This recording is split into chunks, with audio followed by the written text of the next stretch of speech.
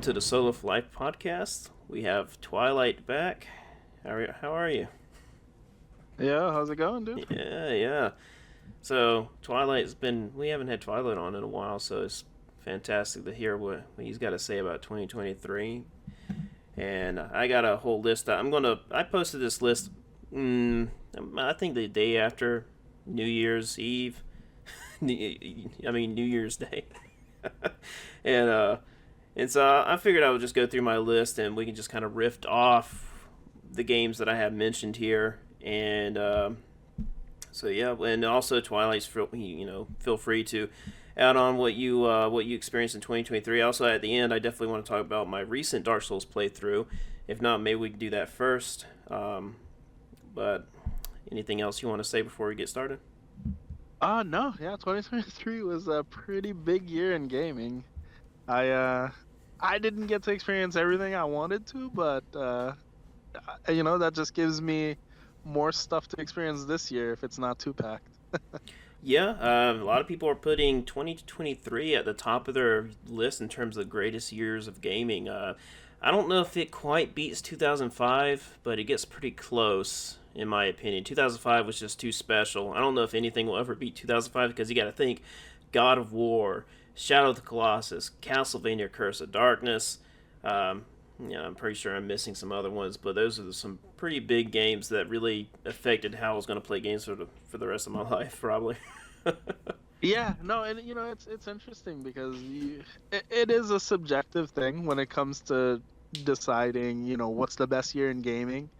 I'm sure somebody out there will say, well, it wasn't the best year because I only play Call of Duty or something. But yeah, it is in terms of a lot of different games that really resonated with a lot of people and just like impacted the whole gaming landscape. 2023 is definitely up there. But yeah, you're right. There are a few years back in the day that there's just so many great IP that just had like good games that came out. So it's hard. It's hard to just settle for one. But in recent memory, for sure, 2023 has just been eclipsed. It's just like it destroyed everything else that came for at least the last 10 years. Yeah, I still typically did what I usually do, where I'll get a new game. Sometimes I will not stay on top of it. The only game that I stayed on top of that when it came out, I played it and I didn't stop playing until I finished it was Super Mario Wonder, which is why it's on top of why it's number one. Actually, I'll go ahead and say that because I already made a post, so I don't care. Super Mario Wonder was fantastic. I was also doing my self-imposed challenges, which I didn't stay on top of too long because of course levels get crazy and I don't want to get stuck or burnt out just because I'm like, oh, I'm gonna be stubborn about these challenges that I'm implementing. Yeah, and you can always go back, after Right. you experience the whole thing, you could always go back. And of course, some of these individually, these self-imposed challenges have been done, like the whole do not collect any coins, don't kill any enemies, pacifist run, and all that. But no one was doing them all in one level, and that's what was making mine very unique because I was like the first level. All right, I cannot collect a coin, I cannot kill any enemies, I cannot interact with the flower bulbs, and so you know I haven't seen anybody else do that, which is why it motivated me to commit to the challenge. Um, and of course, you know, it didn't take long for the levels to say, hey, you got to interact with something in order to get past. Because eventually you come across a coin where it's like, yep, you gotta collect a coin to get through. And there might be some circumstances where maybe I should have crouched and maybe I could just crouch and crawl by. I didn't even think about that for one particular level, but there might be a way, but it's just a very vague maneuver. Yeah, no, honestly, speaking of those types of challenges, I watched a recent Game Champ video. So Game Champ makes some challenge videos as well for various different games, but their Super Mario Wonder one that they made was, hey, can you beat Super Mario Wonder without collecting any coins? So that Mm. was the thesis of the premise of the video and whatnot.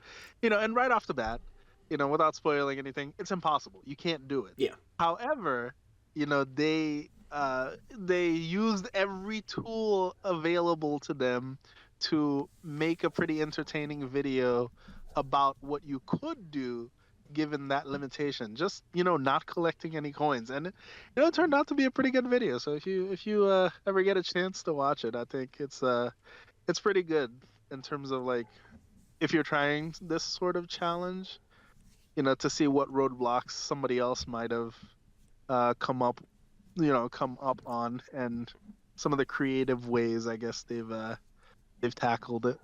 Yeah, I guess I'm afraid of getting spoiled, which is why I don't really watch those Oh videos. yeah, I know they. Oh, sorry. no, I was gonna say absolutely do the challenge first, and then once you hit a roadblock, I'd say Yeah.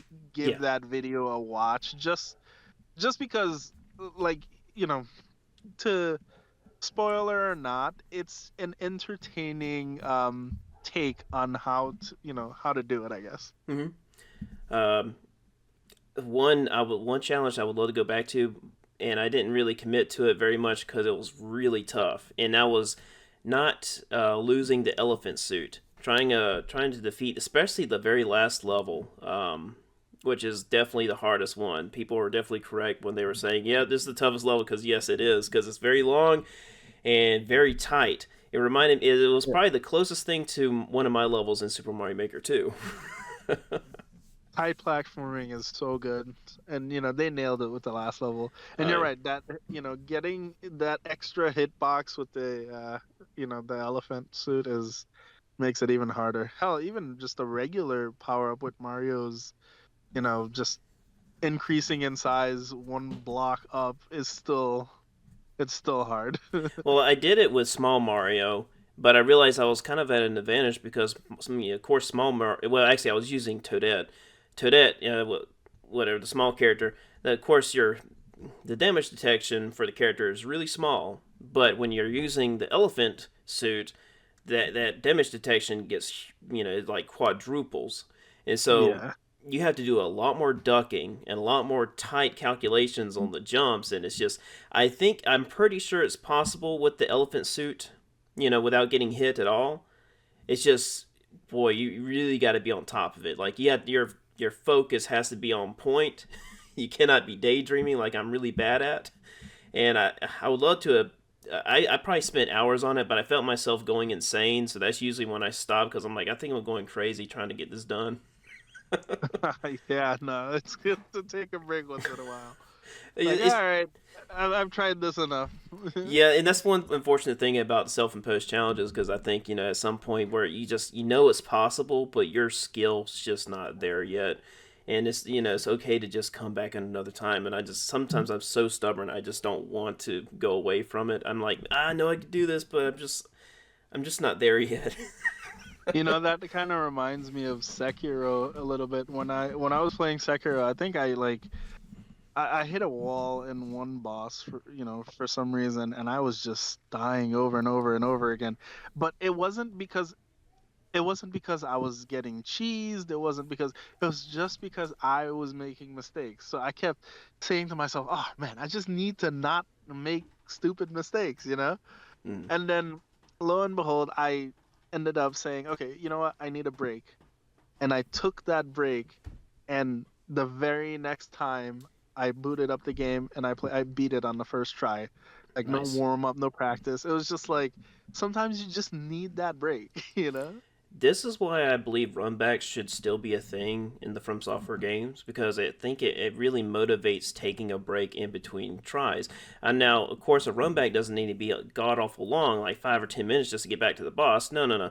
Just like maybe a minute or two just to get back. That way, it kind of allows your mind to, collect your thoughts on what you just experienced. Like, let's say, I think the Four Kings is really a good example for this because it's not too aggressive and it's just kind of a nice little stroll like through a park. But of course, you don't want to stop in this park. It's still very dangerous because you got these ghosts that are constantly reaching at you, and you got the Yeah. Darth Rays. There's actually a shortcut that for some reason I never did piece together that was actually shorter, but you do have to take fall damage. It's like right after you jump over that little broken bridge.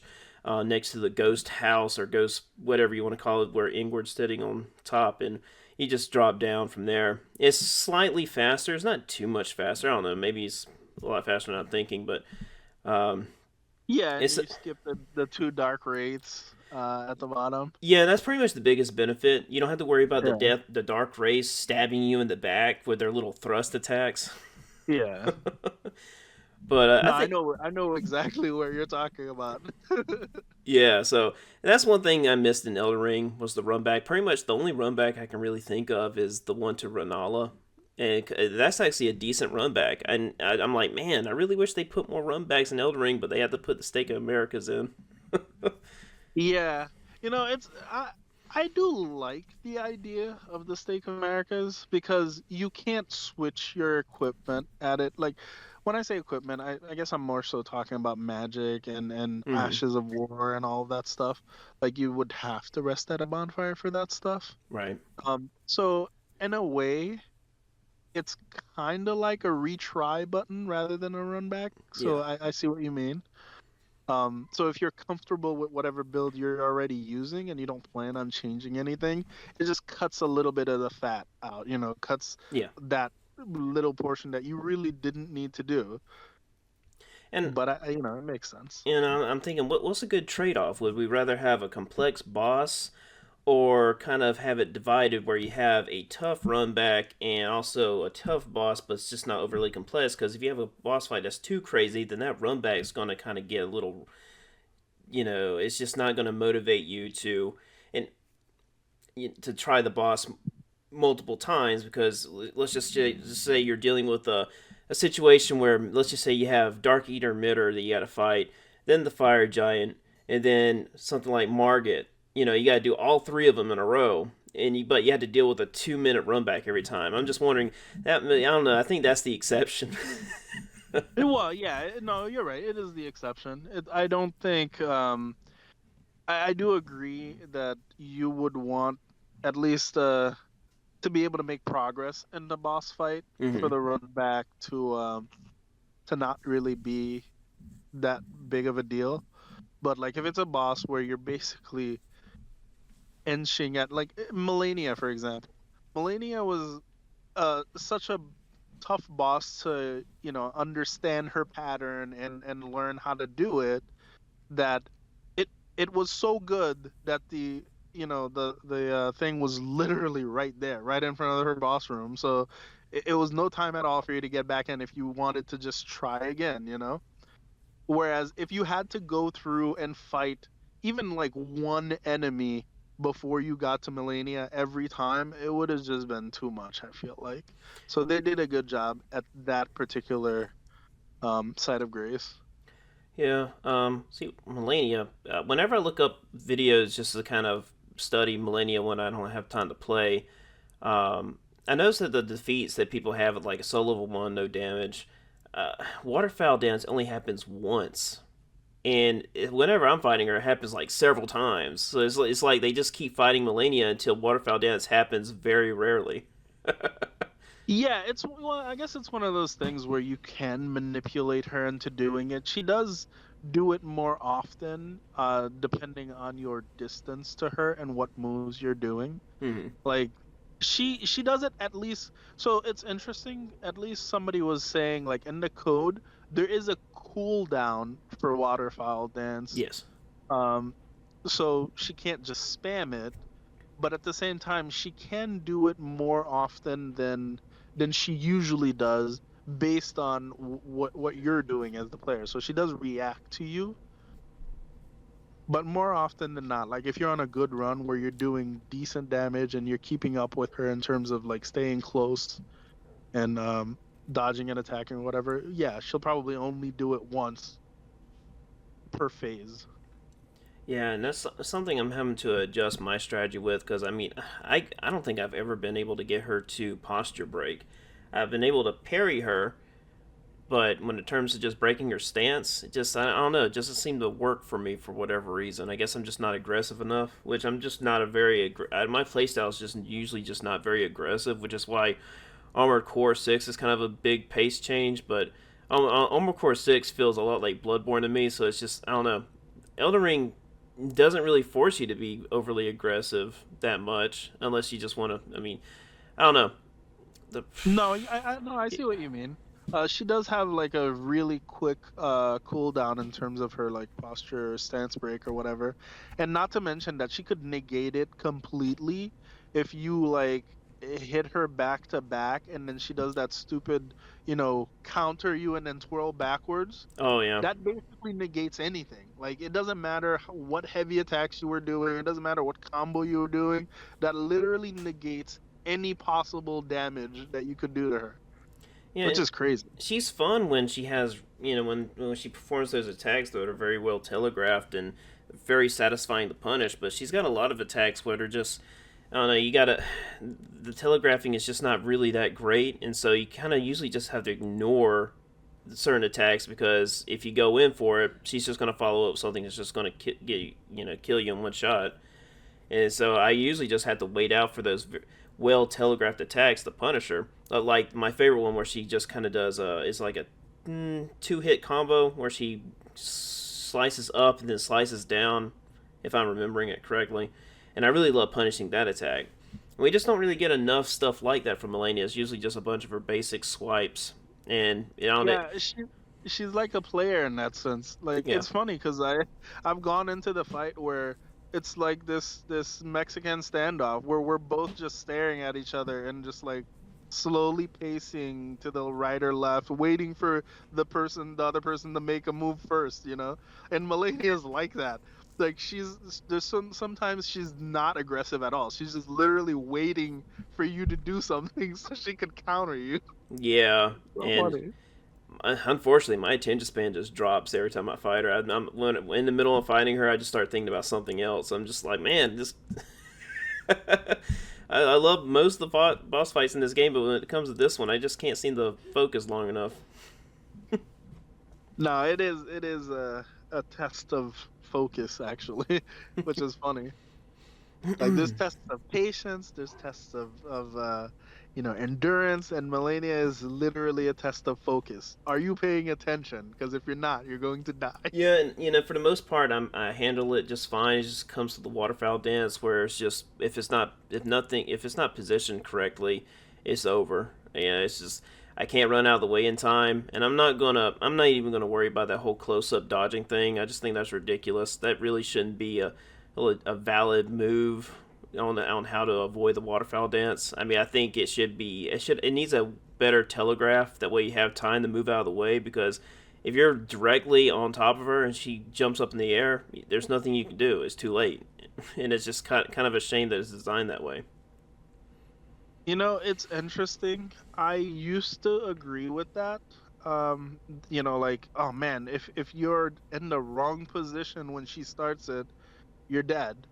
I used to agree with that, but I've since learned, through my own testing, that that's not necessarily the case. Um, it could be an inopportune time that she starts the waterfowl dance, but the only part of the waterfowl that you really need to be careful about is the last volley. So she does 3 volleys, right? The Mm-hmm. first, just does a couple of hits. The second one just does a few more hits. But the third one is the dangerous one that it travels really far and like it tracks really well. So that's really the only one you need to focus on dodging. Like if you get hit by the first one, like after she starts waterfowl, you can still recover. Like you can still get out of it without dying. But most of the time, you kind of like, Souls games have that thing where you queue up a roll and then your character doesn't roll until until the next time they're able to. Well, if you're getting hit by waterfall and you're just spamming the roll button, what's going to happen is your character's going to roll immediately when the animation lets them, and then the next time the animation lets them perfectly syncs up to the second or third volley to hit you. So like you have to actually time the dodge instead of spam the roll button. And that's usually what gets people killed after they get hit the first time. they instantly start, oh man, I gotta roll out of the way, and they already queued up the roll. So as soon as they finish getting hit, they roll into getting hit again, and it's tough because it's not something that you would learn normally. Because like your instinct is to, oh shoot, I got hit, let me start dodging, but it actually, that particular move actually punishes you for doing that. Like you got to keep a level head that, okay, I got hit, I need to wait, just that half a second for the perfect time for me to be able to dodge out of the way. And yeah, most people don't know that because you know who's Well, gonna have a level head after they're getting hit by the move that will inevitably kill them. Like you're gonna try to dodge or whatever. right, but I mean, you gotta think, I don't level up health, so that kills me instantly. Oh, okay. Well, then there you go. See, that's the problem. Is I don't level up my character's health anymore because I just don't, I don't need it because I analyze the boss fights until I do it perfectly, and Malenia is really just a big road in the block for that because of just how her combat is designed in terms. Mostly, it's mostly just the waterfowl dance. Everything else, I can fairly pay attention to, for a good bit.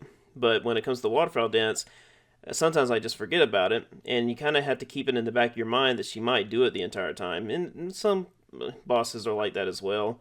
Like, oh, there's a chance that the boss might do this, like with Margot. There's a chance at the very end that he might do a crazy combo, and, you can't punish every single attack. With the waterfowl dance, when I can avoid it, it's great. And I walk, run away far enough. Sometimes jumping helps speed up, and she Yeah. she does like two little, combos or whatever it is, and then she jumps over you. You can usually just kind of run underneath her, and then she does the final one. And then I'm like, okay, well, that works just fine. And most of the time, it works out that way. However, if it just so happens that I'm not far away enough, I just get hit, and then, of course, I just get one shot in, and it sucks. Yeah. No, I know what you mean. A lot of people agree with that sentiment that it's too hard to dodge if you weren't prepared for it coming. Like, a lot of times, you're, even if you're not prepared for a boss's attack, the telegraph of the attack gives you enough time that you can readjust or whatever so that you could dodge it. But waterfowl, if you were doing the wrong move and it's coming out, you're not going to dodge it. Well, like reposting, like Malenia staggers. You go for a repost. You don't have time to run away by the time she gets up and recovers. Because by the time she gets up and recovers way too quickly and jumps up, and she can still get you, or or at least if I'm remembering it correctly, maybe not. I know you cannot at least punish the repost getting up, which I can understand, but it just really sucks that there's a good chance that when she's getting up, she just immediately does it. There's just no warning, or you can like continue being aggressive towards her the moment she just gets up. Oh, guess what? Waterfall dance, and then it's just it just turns into a Yeah. mess. And then it could be anywhere. I mean, yeah, I'm pretty good about staying away from the walls of the arena. Is definitely one thing you got to keep focused on. Is just, yes, to keep away from the the walls, because if you're up against the wall, she gets up in the air. That, yeah, it's definitely over with. Yeah. No, it is tough. And There's no I think they should at least have her say something, or maybe have some kind of visual tell. It doesn't even have to be that crazy. It just maybe can be something very subtle, something you still have to keep your eye out for, something to be very observational for. That way, give people a chance, because it's just, I don't know, it's just ridiculous. It's just one of my biggest disagreements I have with the From Software games in terms of just combat design. It's Waterfowl Dance is really cool when it works and you know how to dodge it, but this whole, just not having a proper visual of when it's going to happen, it's not satisfying. There wasn't. I defeated Malenia's first phase without taking damage, and I don't know. Just having the waterfowl dance in the back of my mind just made the fight very unsatisfying. And I mean, and I also just I hesitate to go back because I'm like, I'm just not having fun with this fight, regardless of how much I've learned and mastered about it. I just don't really I don't really like it very much. Yeah, no, I know what you mean. I like I guess it does also matter your play style. Like when I fought her the first time, I was using, this like uh this kind of like royal guard slash build or whatever. I was using like a really good shield with basically infinite, like before they patched it, because they patched it now, but like I had basically infinite stamina because I would use barrier or barricade shield, I think it's called, where you just put the thing on your shield and basically take no stamina damage for like 60 seconds. So like I would I would block foul, waterfowl, but then she would regain all of her HP anyway Yeah. from me blocking waterfowl. So like I still ended up learning the fight so that I would dodge waterfowl instead of blocking it. But being able to block it, at least when I was learning the fight, made me much better at it, I guess. Like made me learn the fight a little bit better, and also like I Hmm. was able to anticipate it better. So like I guess different play styles, Yeah. I mean, you know. a good point. Maybe just something. I haven't used the shield in God since Dark Souls 2. In terms of just Yep. blocking. And No, maybe it's just funny. I hadn't either, but Elden Ring's shields are just so fun to use, man. It's weird. Like I think they did a great job with shields in Elden Ring. Like I feel like you could actually use a shield or a great shield and it'd be a viable playstyle. Before, nobody used great shields in any Souls game. hmm Like nobody. You just don't that's something that is just a trophy. You collect it and it just goes into your box. Like you don't use it. But with Elden Ring, like they did a really good job with balancing the shields and making each of them, you know, viable in their own way. And I thought they did a good job. yeah. Yeah, like I was playing through Dark Souls. When I did that super long stream where I just woke up at like 3 o'clock in the morning, I was like, hey, I'll just stream Dark Souls, and I was just kind of going through all the areas and collecting everything, and then I would pick up a great, humongous shield, and I'm like, there was a time where I would be very excited, like the very first time I played Dark Souls. I remember going through Blighttown and finding that eagle shield and being super excited. I'm like, oh man, a new shield, and now when I get it, I'm like, I gotta throw it away. Yeah, it's something that you're not gonna use. No, I get it. But yeah, I might try that with Malenia. Just kind of maybe I need to have some kind of comfort when the waterfowl dance happens. When it occurs, I'm like, all right, I'm just gonna block it and just kind of learn the rest of the fight that way. And Right. then maybe after kind of getting more comfort with it happening, I can just take it away, and I don't know, maybe some magic will happen where I won't get unlucky anymore, and she just does it at the perfect time and where I can run away and dodge it properly. I don't know. You never know what will happen. It's just for right now, it just feels Yeah. like I am just in the wrong spot half of the time. Yeah. No, it is one of those things where you die so quickly that you don't feel like you had enough time to like learn anything. So being able to stay in the fight longer does help. And I don't know anything. I know maybe half information about the second phase just by just watching video demonstrations. Because I know some of the attacks from the second phase, like the little spirit, the one where she sends out little flower soldiers or whatever after the player. Apparently, there's a fairly consistent way to avoid all that, and I understand it's a very stubborn way to kind of look at the fight because in a general way, the fight works fine for people. Let's just say you're just using spirit summons, you're using shields, whatever. Yes, the fight's going to work because that's what the game was designed around. But it's just from my point of view, my stubborn point of view, where I'm like, I don't want to take damage, I don't want to use spirit summons, I don't want to use shields, and then I'm complaining, oh, the fight's just not designed to my, preferences, and so it needs to change. Yeah. And it's just that's kind of where I'm at right now. But I understand that it works for most people because they're using items that are They're designed using for the the game. tools that the game gave to them. Right. So It's it's just just. I'm sorry. No, no, I was gonna say I know exactly where you're coming from because I do feel the same way. Because we're so conditioned that Souls games, or at least the From Software Souls games, have been designed to where you don't need to engage with any of the other mechanics. You don't need to use any of the tools that the game gives you other than being able to dodge, parry, and attack. Like you could literally beat every From Software game just with those three things alone: dodging, parrying, and attacking.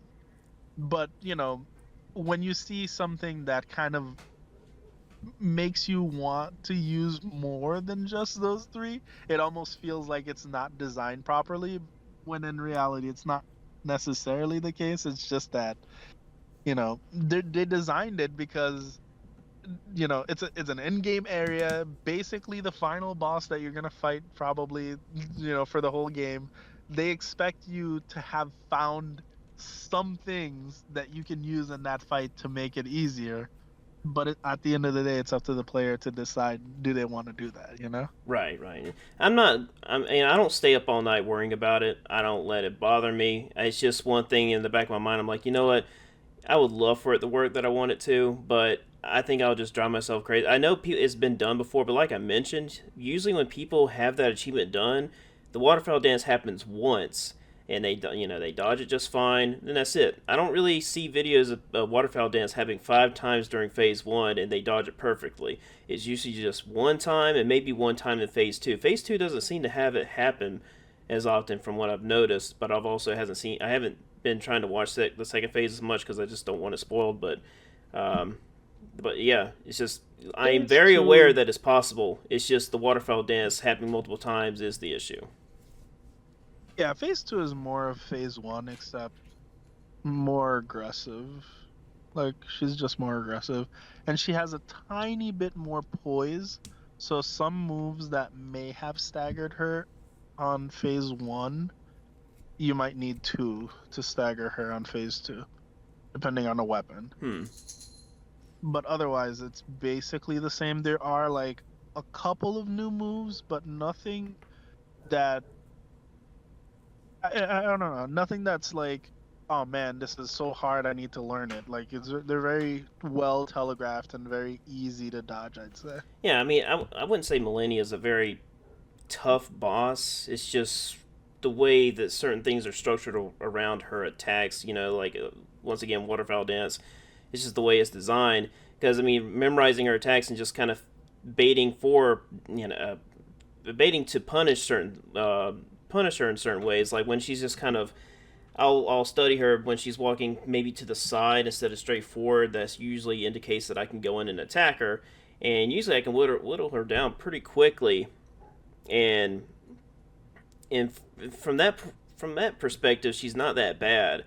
And I think Godskin Duo is significantly tougher. But I say that because I have mastered that fight, so I just making myself feel better. No, It's like Godskin Duo honestly, is tougher because I beat them. Malenia's nothing, but I haven't defeated her. no, God's Good Do was a problem.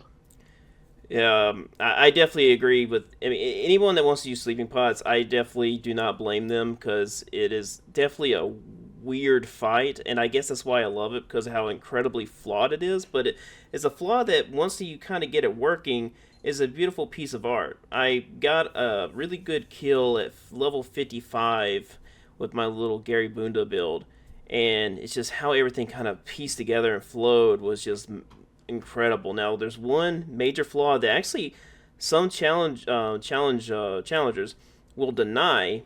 I've actually had people kind of cuss me out over it. Like it's stupid. I'm like, well, why are you arguing with me about this? I have video proof that it happens, and what happens is that sometimes the Godskin Noble will roll over one of the broken pillars. Now, according to some of these challenge runners, they say that never happens. I'm like, well, it does because I have video right here of it happening. Yeah. And then he'll say something stupid like, oh, well, he must have ran over a pot, which caused him to go over. You just got to destroy the pots. I'm like, that's dumb. Okay. I'm not going to do that. Okay.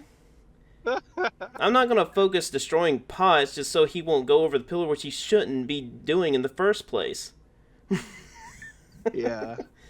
Nah, some people will just spin the narrative to suit whatever they I, wanna say. man, it is incredible. I won't go too deep into it, but I have gotten into a lot of pointless arguments online, and I understand most of the time you're not going to win an argument with someone online. It's just not going to happen. People are too full of themselves; they won't accept anything that you give them, regardless. I just wanted this one guy to accept that on the Crash Team Racing website that the developers called the game fully remastered. I just wanted him to admit it, and I didn't say that I didn't want him to deny that it was a remake or anything like that. I just say, hey man, the developers call it a remaster. He's like, no, they don't. This, this the dictionary says this and that. Like, no, no. I mean, just here's the website. You can look at it. I'll send you a screenshot. Developers call it fully remastered. He's like, well, it's not a remaster, it's a remake. I'm like, yeah, I get that, but the developers are labeling it as a remaster. So can you tell me why is that wrong, but remake is correct? And it just went back and forth constantly. I'm like, okay, man. He constantly just went back to the Google definitions. I was constantly giving him different things, different point of views, and the guy he just got so mad at me. I'm like, dude, we're just having a conversation. I'm just handing you stuff from the directly from the source, the people that made the game, and it's yeah, like I said, I'm trying. I'll try not to go too deep with it because I want to make a separate video about it because it's just incredible how people just go through so much just to deny, regardless of how many facts and proof that you present to them. Oh no, dude, on the internet you can never be wrong. Yeah, yeah, exactly. And yeah, I mean, I love it when I'm proven wrong. I just say, hey, I was wrong about this, and it's just it's a very humbling experience when I'm wrong about something. Like, oh shoot, I'm glad my mind was able to adjust for this, and that's one of the reasons why I love doing a podcast so much is so I can have someone come on and maybe have just my perspective a little bit about something. Like assist features, I've been having to really calm down on that. Got really upset for no reason over it, and and I do have I still have some problems with it, but overall, it doesn't seem to be causing the problems that I was thinking it would be. But I have had to cut out a few things in gaming just so it wouldn't bother me. So I guess in a way, it still did affect me. Like trophy collecting, I don't do that anymore because video games are allowing assist features. So really, if I really wanted trophies, getting platinums to matter, I would just have to look at it as a checklist and not something to be, you know, some kind of great feat and skill because someone could just say, "Oh, I got this and I did all this," but no, they realistically they probably used. I mean, there's a chance that they probably used an assist feature. Also, you got reviews. I don't look at reviews anymore especially from mainstream YouTubers because I think journalists probably put a big push on assist features so they could beat the game and review it, and so I can't trust reviews from that standpoint. So I don't know if you can see where I'm coming from on that point. No, I see where you're coming from, and I agree. For the most part, I don't put too much stock in in the trophy system anymore because one, the devs don't really give you trophies that are representative of mastering a game anymore. Yes. Most of the time, it is just that checklist. Hey, did you see this cutscene? Okay, cool. Here's a trophy. Like Yeah, uh, and platinum. The platinum trophy used to mean something. Um, yep. Sadly, not anymore. Uh, Um, but yeah. Little Nightmares 2 was slightly disappointing because Little Nightmares 1 had a trophy where you had to beat the game in an hour.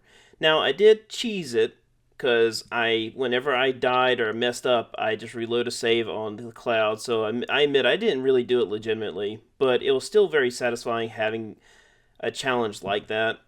And so I want to see more time trials in video games. And unfortunately, the Little Nightmares 2 didn't have a time trial. Now, of course, someone could say, "Oh, well, why don't you just create your own time trial?" I'm like, "Yeah, but I don't know what the tightest timing could be, and I don't have a whole lot of time to put into. Oh, what's the fastest time? What's the proper time to get through this game?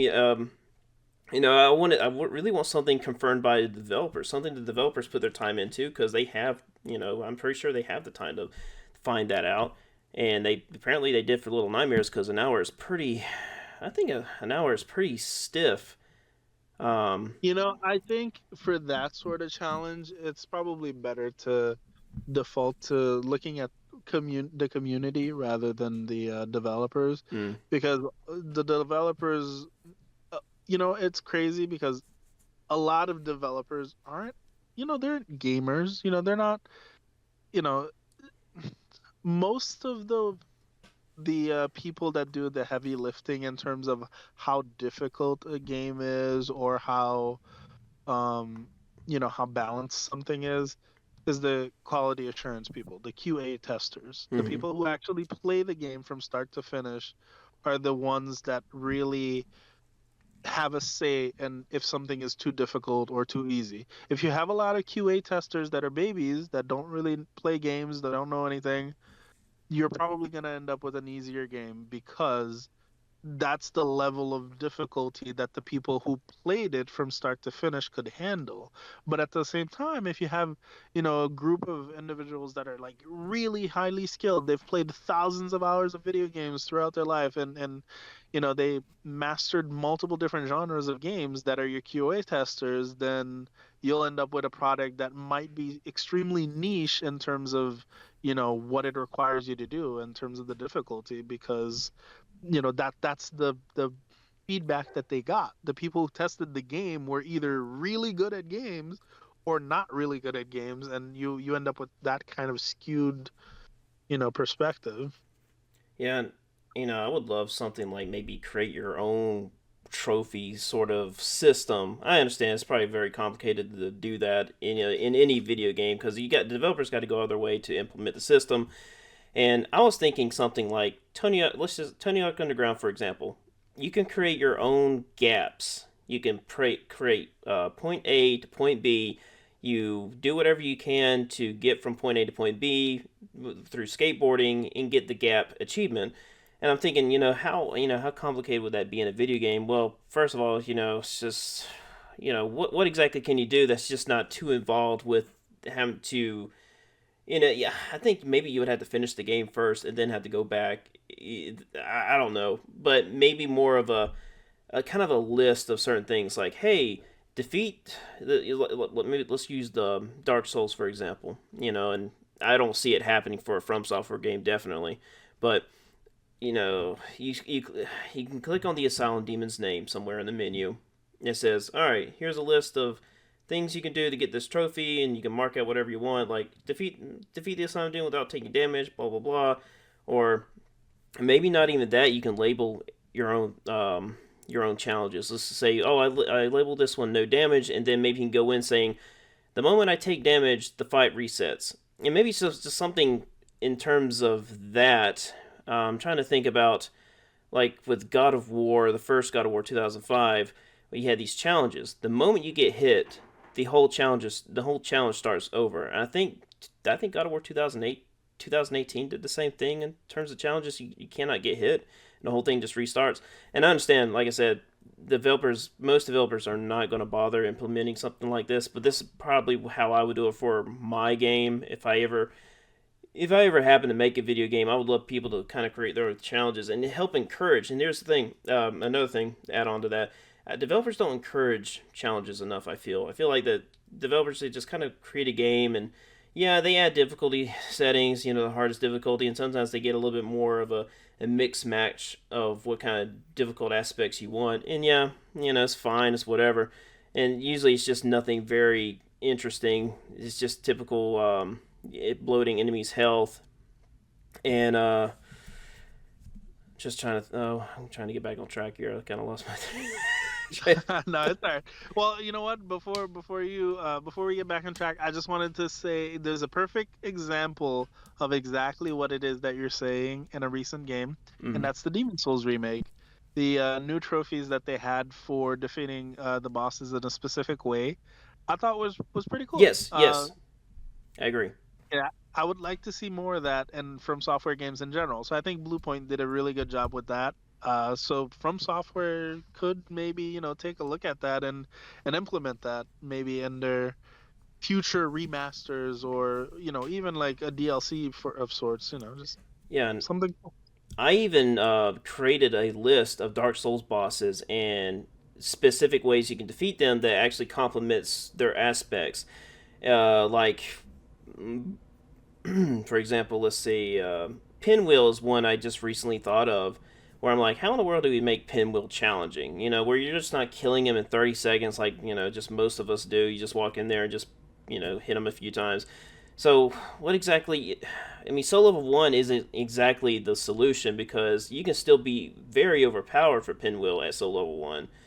And I think maybe the bone wheel weapon could actually be something. I don't know how much damage it does, but it complements the fight because of the run back, and you can call it the run back revenge or something like that. I thought I had a nice name for it, and I cannot remember. The run back payback. That's it. Run back payback, and you use the skeleton bone wheel to defeat the boss. But like I said, I don't know how much damage it does. I don't know how viable it is in terms of combat. But I think it would be a very interesting way to kind of look at, just a self-imposed achievement, saying, "Oh yeah, this is just quirky little challenge that kind of respects the framing around this boss fight." Yeah. No, I see what you mean. I think little challenges like that would be great to be like something that's actually integrated into the game. You know, And when you said pinwheel, I automatically thought, well, what if you just beat them without hitting any of the clones? That could be a good challenge. well, I think there's a good tell. I believe the original pinwheel has the lanterns lit up. I think that's the only way to indicate that he's the original, or maybe there's a certain visuals to the attack. Um, but yeah, that could definitely be part of the challenge where you don't hit one of the clones. Yeah. That would probably be definitely added on there if I ever get to it. Well, we're about 50 minutes in. Maybe we can just kind of tackle a little bit of my list if you want to. Yeah, no, let's do it. Sorry, I obviously we always get sidetracked. Oh yes. Yeah. All right, so honorable mentions. I have three on here. Final Fantasy 16 did not finish it, and I would have loved to put it in my top five, but the game just got too bloated with NPC dialogue and just boss health. I just kind of got tired of it. And it's a great game. I got some really good challenges out of it, and especially without using any magic abilities. And a lot of people really criticize me about that, but I'm like, hey, magic abilities are fun and everything, but I really like what the challenge brings in without using magic abilities. And the using magic abilities has its own challenges too, because you got to realize some magic abilities can leave you vulnerable for a certain amount of time. So I eventually had to construct which magic abilities would be viable for me just committing to them and then getting out of the way just in time. So yeah, it wasn't that much different. I just really kind of liked the sword only sort of challenge that it brought, but unfortunately it got up to over 10 minutes to kill a boss at that restriction. So I think the last boss I was able to do that on was the iron golem. I want to say it's the iron golem, but I'm thinking about Castlevania.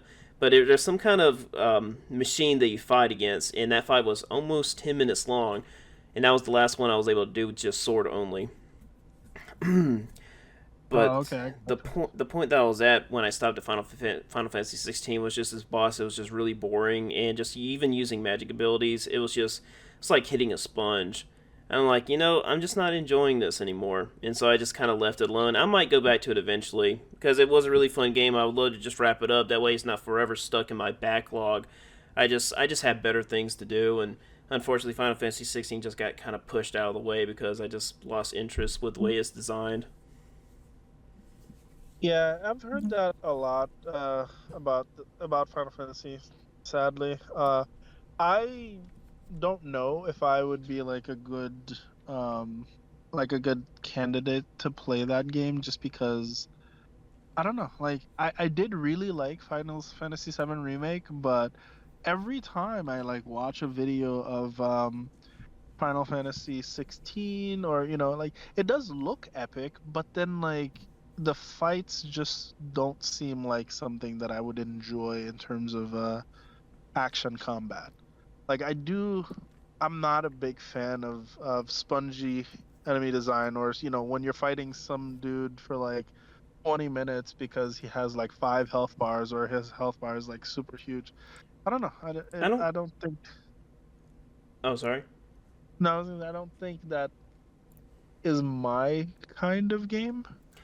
But I can see where, it is, how epic it is in terms of the the grandioseness, if you will, if that's even a word, I, of the fights and all of that. I think for the most part, Final Fantasy VII Remake actually feels good in terms of boss bar balancing. I don't know too much about hard mode, but the game thankfully the game makes you play normal mode first, which I feel like should be the standard for a lot of games. Like just play through the game normally, and then if you like the game enough, play in hard mode because hard mode can just discourage you a lot. It has discouraged me because I'm stubborn. I'm like I want to play the hardest difficulty because I just I want to prove Yeah, that was myself. the biggest mistake I made for the original God of War 2018, like the remake. I That was the biggest mistake that I made. I played it on whatever the hardest difficulty that I had unlocked right off the bat, and it was not fun. It was just not fun. You die in one hit every time, and you just, every enemy has like, you're fighting a boss. Every enemy was basically a boss.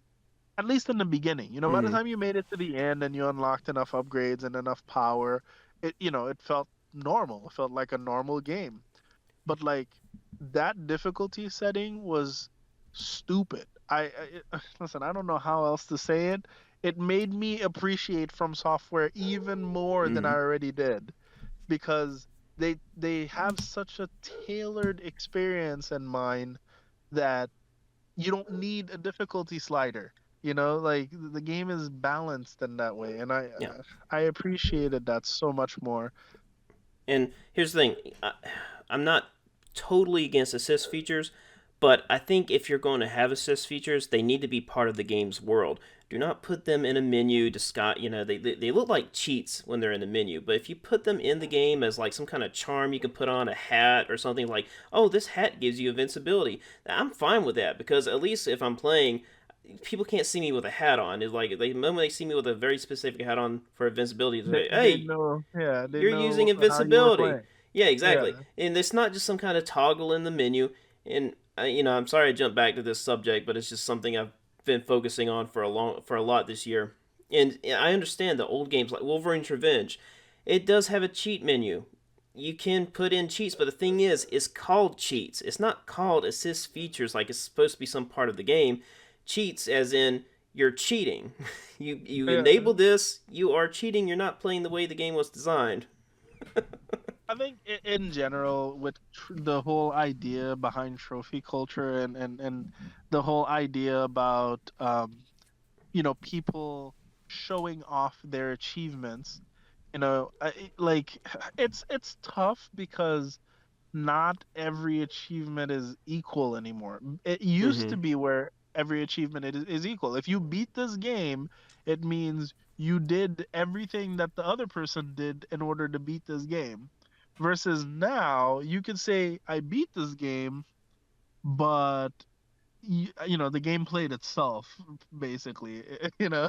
So it is hard, so it's, I said it in a Monster Hunter video that I made a long time ago that nobody watched because, I was talking about difficulty in Monster Hunter games. But I said this in Monster Hunter.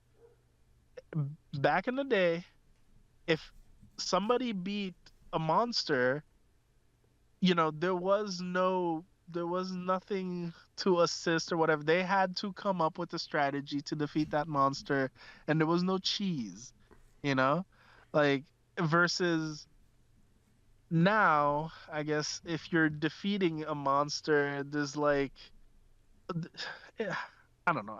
It's too hard, it's too complicated for me to just ramble on in like a 1 minute, thing. But it's just one of those things where you don't feel like you're that person is on the same level because they didn't do any of the stuff that you had to do in order to, to beat the game, or, get to the level that you're at or whatever. It's so hard, man. Like, you just want to connect, I guess, in a way. Like you want to find people that have um have gone through the same hardships. Hmm. But it's hard because, you know, people aren't going through the same hardships anymore because there's so many different ways of doing things now. Yeah, I'm really bad about pushing myself even further into the minority of gamers because now I have done a lot of things this year that no one else has in gaming. Like let's just take defeating Juggernaut without taking damage on Wolverine's Revenge. No one has ever done that before without using cheats. I'm the very first person to do it. And even to add on top of that, I didn't even block. Well, I mean, listen, I'm gonna disagree with you only because the world is huge. There's no way you would know for certain that nobody's ever done it. Hey, It's just it's maybe nobody's ever done it and posted about it. right, yeah, and I've heard that before. I've heard that online before. Like, hey, someone's probably done that before. I'm like, yeah, but come on. I mean, this fight's pretty crazy. I mean, maybe, but it hasn't been documented, so I just kind of push it out there as it doesn't exist. I mean, if someone did it and didn't document it, I, I do like that word though, documented. I think it's safe to say you're the first documented person to do that. And I think that actually that word, documented and you know, recorded or whatever, like having proof, that is very useful in a conversation because it not only humbles you in a way, but at the same time it does show that it's a legitimate thing that you could verify. mm, Like I there's no way for me to verify a claim nobody's done something, but there is a way of me verifying a claim that nobody's recorded themselves doing this thing.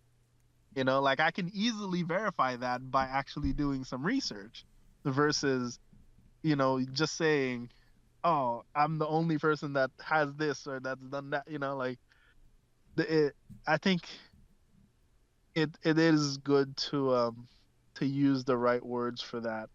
That way people look at it and they're like, "You know what? You're right." They can't refute they can't argue about it. They can't say you're lying or anything because there's proof. They can actually verify it themselves.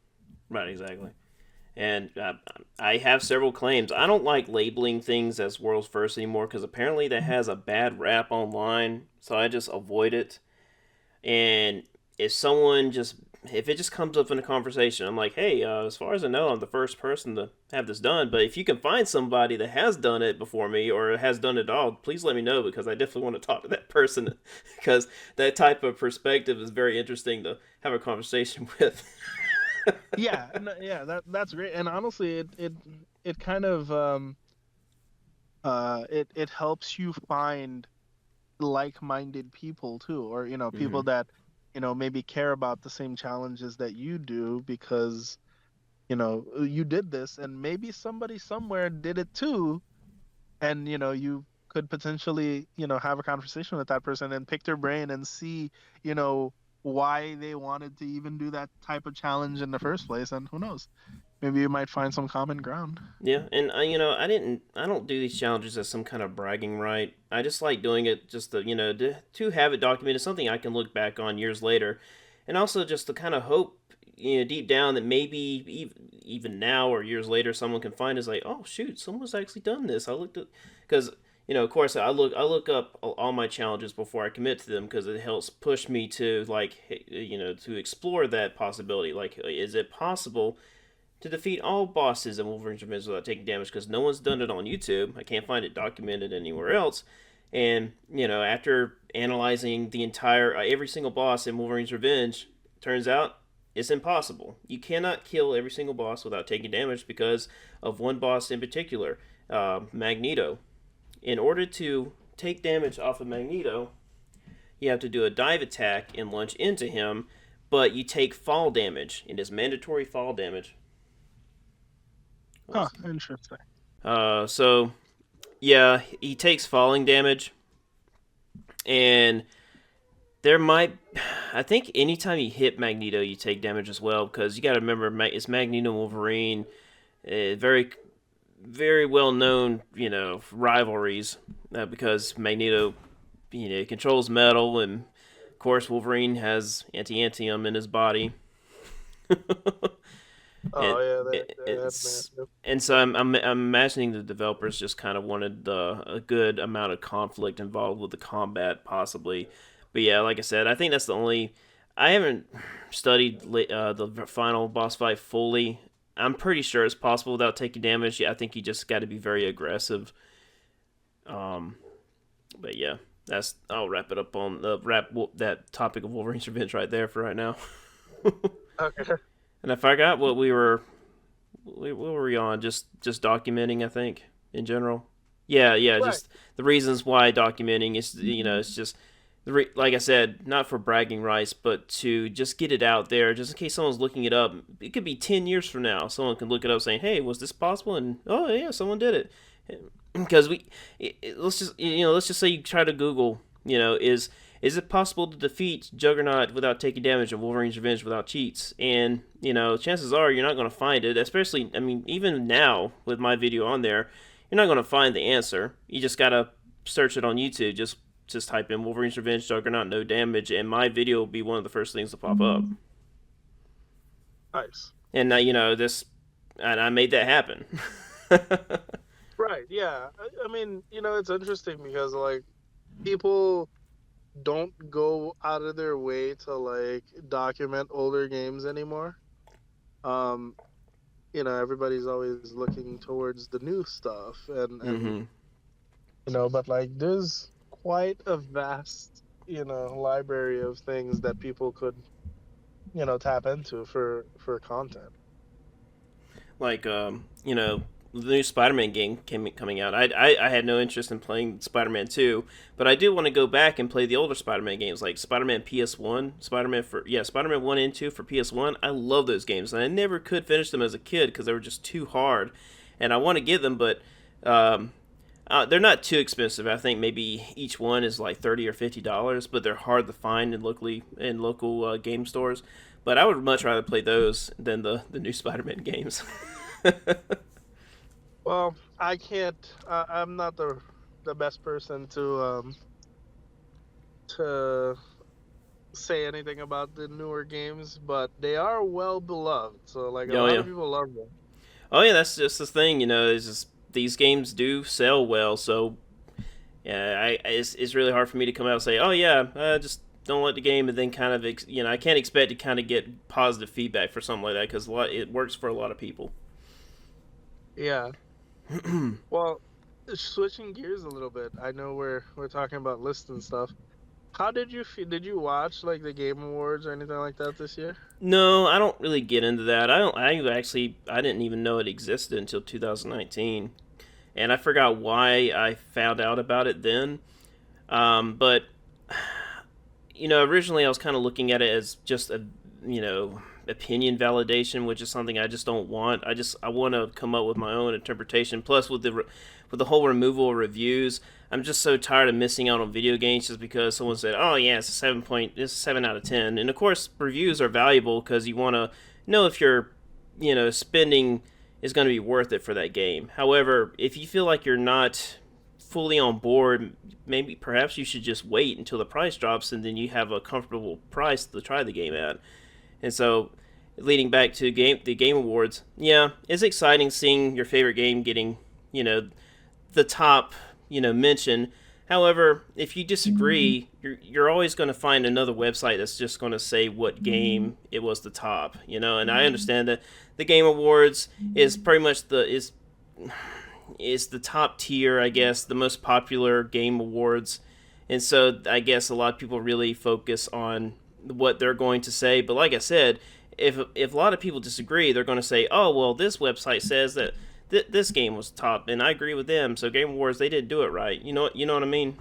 Oh yeah, that's exactly how it is. Everybody wants to get their opinions validated, like you said. Mm-hmm. They want to see, oh man, this game that I really loved this whole year is it loved by everybody else just like it is, for me. And in one breath, it's nice to feel validated, but at the same time, like I don't know. Not everything is for everybody, and not everybody's gonna love the same things. Yeah, So and I have to admit, I did watch the one where Elden Ring wins because I just wanted to see Elden Ring get mentioned because I just knew Elden Ring was going to win. I'm like, there's no chance Ragnarok's going to win this because Elden Ring was just too impactful. And so, yeah, I did watch it. Why did I watch it? I guess I kind of wanted that rush of validation, I suppose, or just to be there to support Elden Ring in a way. no, I know what you mean.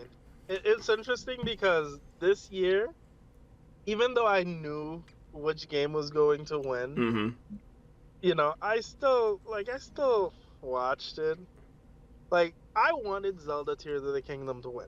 Mm. And of course, in the eyes of the internet, it was between Tears of the Kingdom and Baldur's Gate 3. So those were the two most hyped games or whatever for the year.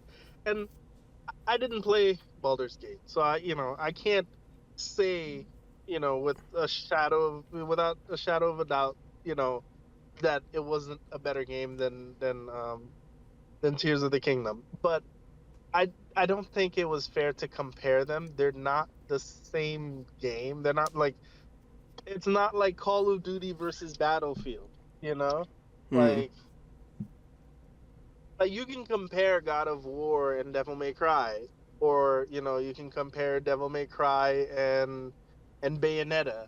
Like those make sense to compare because they're like they're targeting the similar person, in terms of what they're doing.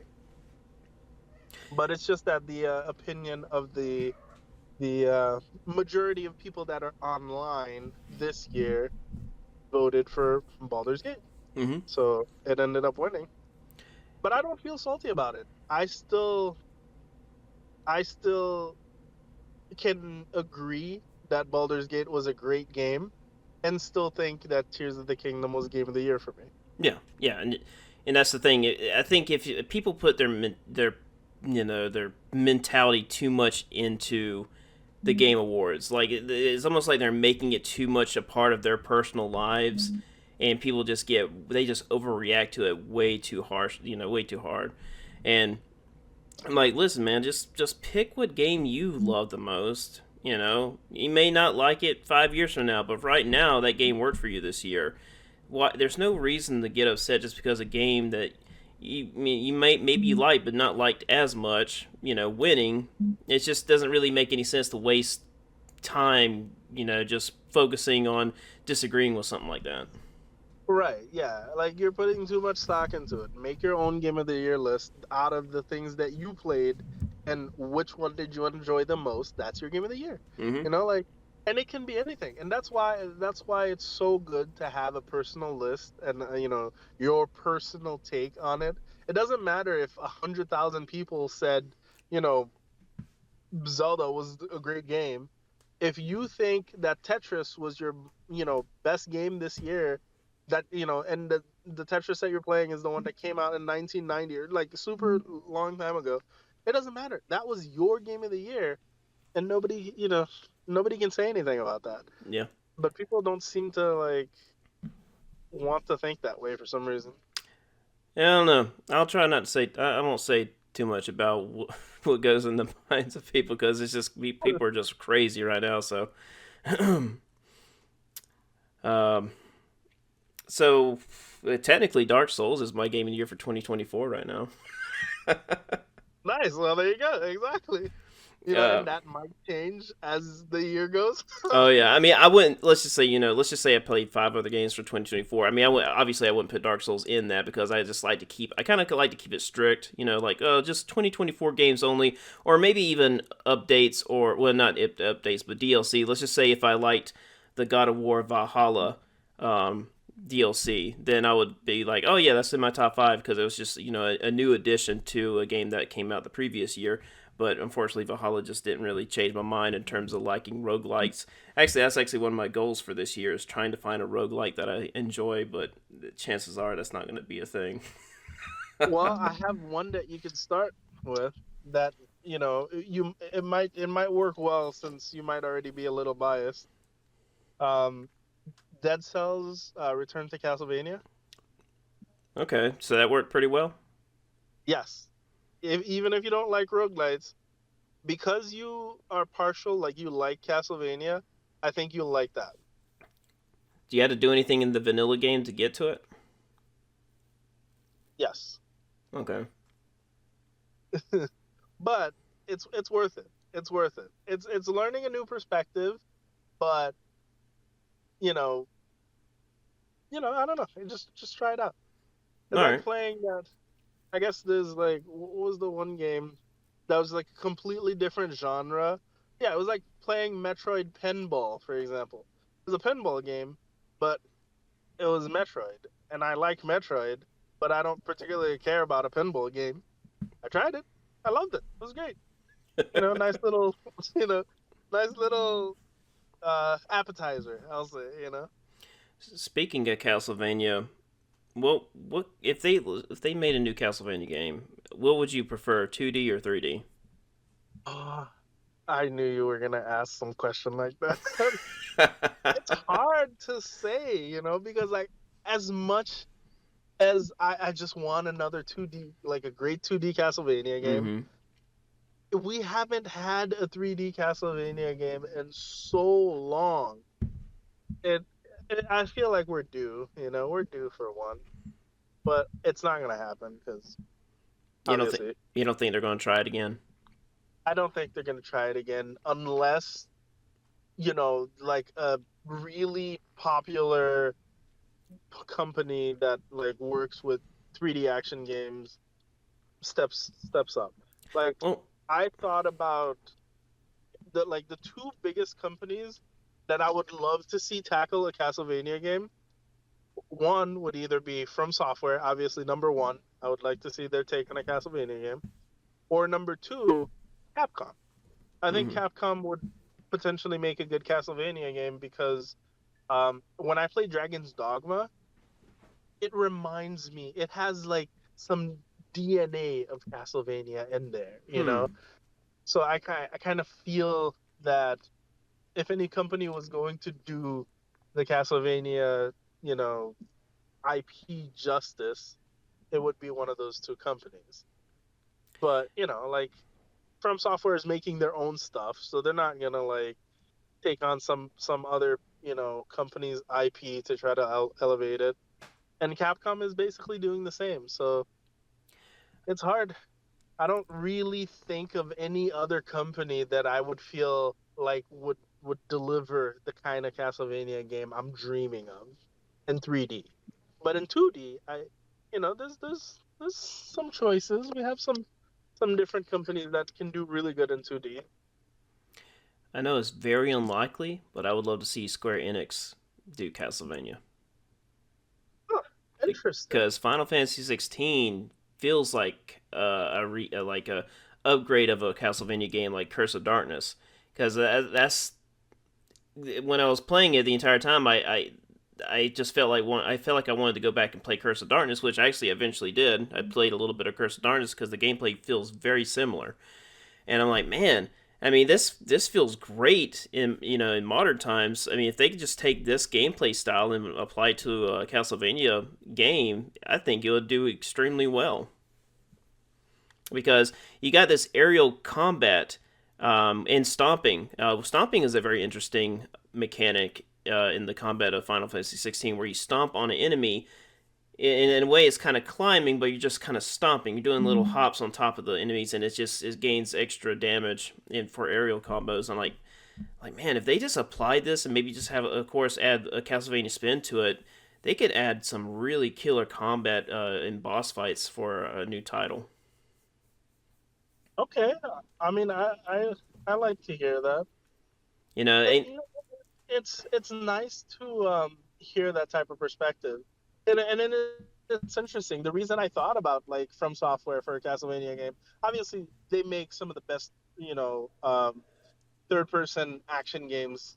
Obviously they're a shoe in, but I would like their take on the bosses. mm-hmm. Like Castlevania bosses usually are very well designed in terms of like having like telegraphed moves and like having specific patterns that you can learn to be able to beat the boss without taking damage, that kind of stuff. So Castlevania already did that really well. Hmm. So I felt like, you know, From Software would kind of like work well in that category. But at the same time, Capcom does similarly with their Monster Hunter games. And of course, like I say Dragon's Dogma. Have you played Dragon's Dogma? I've tried it a couple of times. I know Matthew Manny has gotten on to me about it. I Well, actually down. Oh, sorry. no, no, I was gonna say it's very much once you actually get into it and you make it to Grand Soren, which is like the main hub area or whatever that you can start going out to the world and do other stuff. Once you make it to that area and then you start tackling the different areas and you start seeing the systems that are behind Dragon's Dogma come together, it 100% feels like a 3D Castlevania game that's open world. Like I'm dead serious. Like you have to actually give it another shot if you can. It's a very good game. Yeah, Like the lore behind the monsters, the certain monsters appearing, at nighttime. You have ghouls and goblins and ghosts and cyclops and different monsters that you could fill a Castlevania compendium and with. It's just I don't know. yeah, It's very good. The only thing is Castlevania has such an arcade feel, where you could kind of like replay it over and over again. hmm I don't feel that way with Dragon's Dogma. It's more of a experience that you're gonna want to have one time, and you'll enjoy your time, and you'll play it like you'll continue playing it for a long time. It's just you won't want to replay it. Like you won't want to like scrap your save file and make a new save and play again. But with Castlevania, I feel that way. I feel like I can do that with Castlevania. yeah. That's one thing I love about the front software games, at least most of them, is that it drops you immediately into the core gameplay. It doesn't have to do all this build up with a tutorial and everything. There's all these cinematics. It drops you in. You're in the world. Just press on, and you either do it faster or slower than before.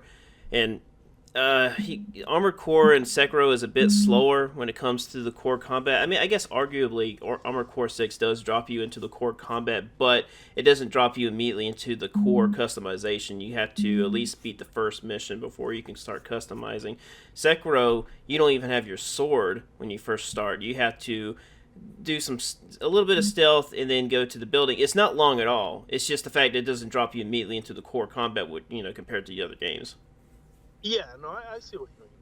But yeah, it does, being able to start the game and immediately get into the game is such a powerful thing. And From Software games do really well with that. Yes. Like from booting up the game to the first time to, either creating character or throwing a haphazardly made character together or whatever, and then jumping into the world. It's just so seamless, and you're right there. You're right into the combat. And Elden Ring is so good for that because you can even choose where to go and it doesn't even punish you for going to certain areas too early or something. Mm. Like, Yeah. that's one thing that I feel like would be missing uh in Castlevania games is the arcadey feature. Right. uh if they tried to like make another, like, I don't know, Lords of Shadows or something. Yeah, and whenever a game comes out, the back of my mind, I'm just wondering what combat system are they going to copy and paste? Because it's either going to be a few things, and very rarely it's something unique. And like Wolverine is supposed to be similar to God of War, and Final Fantasy 16 looked like another Monster Hunter game to me. And when I started playing it, I was wrong. I was like, okay, well, this is a bit different than Monster Hunter. I mean, the It was more Devil May Cry, right? it's not combo based, not really. I mean, yeah, you got magic abilities to use, but it's not some kind of input focused sort of combat. You know what I mean? Oh, I see what you mean. I Yeah, see it's what you just yeah. Um, um, are you ready to move on? mean. Yeah, yeah. Sorry. Let's go. Try to fly through some of these things. I had another honorable mention. I have three, but here's the second one. Tiny Thor, and I dropped it because the implementation of the assist features. It just really kind of, I don't know. I was really kind of butthurt about it, but after a while, I kind of felt bad for the developer because I understand he was. Hey! Get off of that! Ah. These cats will have you. Getting on. Well, the cat got on top of the changing table, and their paws have litter inside of them, and it's just not sanitary. Oh, yeah. No, that's not good. So sorry about that. No, you're fine. So anyway, yeah, Tiny Thor. The I think maybe a week or two after the game came out, the developers like, oh, guess what? The game has assist features now, and it's not like it wasn't the kind that I like. It's just that menu where you could just toggle it. Oh, now you can double jump. Oh, now you can jump just slightly higher. Oh, now you're invincible. And I just stopped playing the game entirely because of that. And like I said, after a while, I kind of started feeling bad because I'm like, developer put a lot of work into this, and I know a lot of people have dropped the game as well because of the assist features being implemented. And I'm like, it's not really that big of a deal. It just kind of removes a lot of stuff, like I mentioned before, like relying on reviews, any kind of achievement purpose, and also challenge value. When people look at this game, how many people? I mean, I would hope, and I believe that most people do not just use these assist features to get through the game, but there's probably going to be one roadblock where they're like, "Oh, I can't get past this. I'm just going to use invincibility," and I kind of just have to push that out of my brain. I'm like, listen, this is my personal experience. I'm not out here to try to push any limits with Tiny Thor. I want to play it at its default, enjoy it, and then if people want to use assist features, then whatever. It's just, yeah, I did get upset at it at the time, but it's whatever. We move on, and the game still. Well, let's just say, 10 years from now, and I see a game that I've always wanted to try, and I put it in. I notice it had assist features. I'm like, oh well, is it going to bother me 10 years from now that it had assist features in it? I mean, was it successful or whatever? I don't know.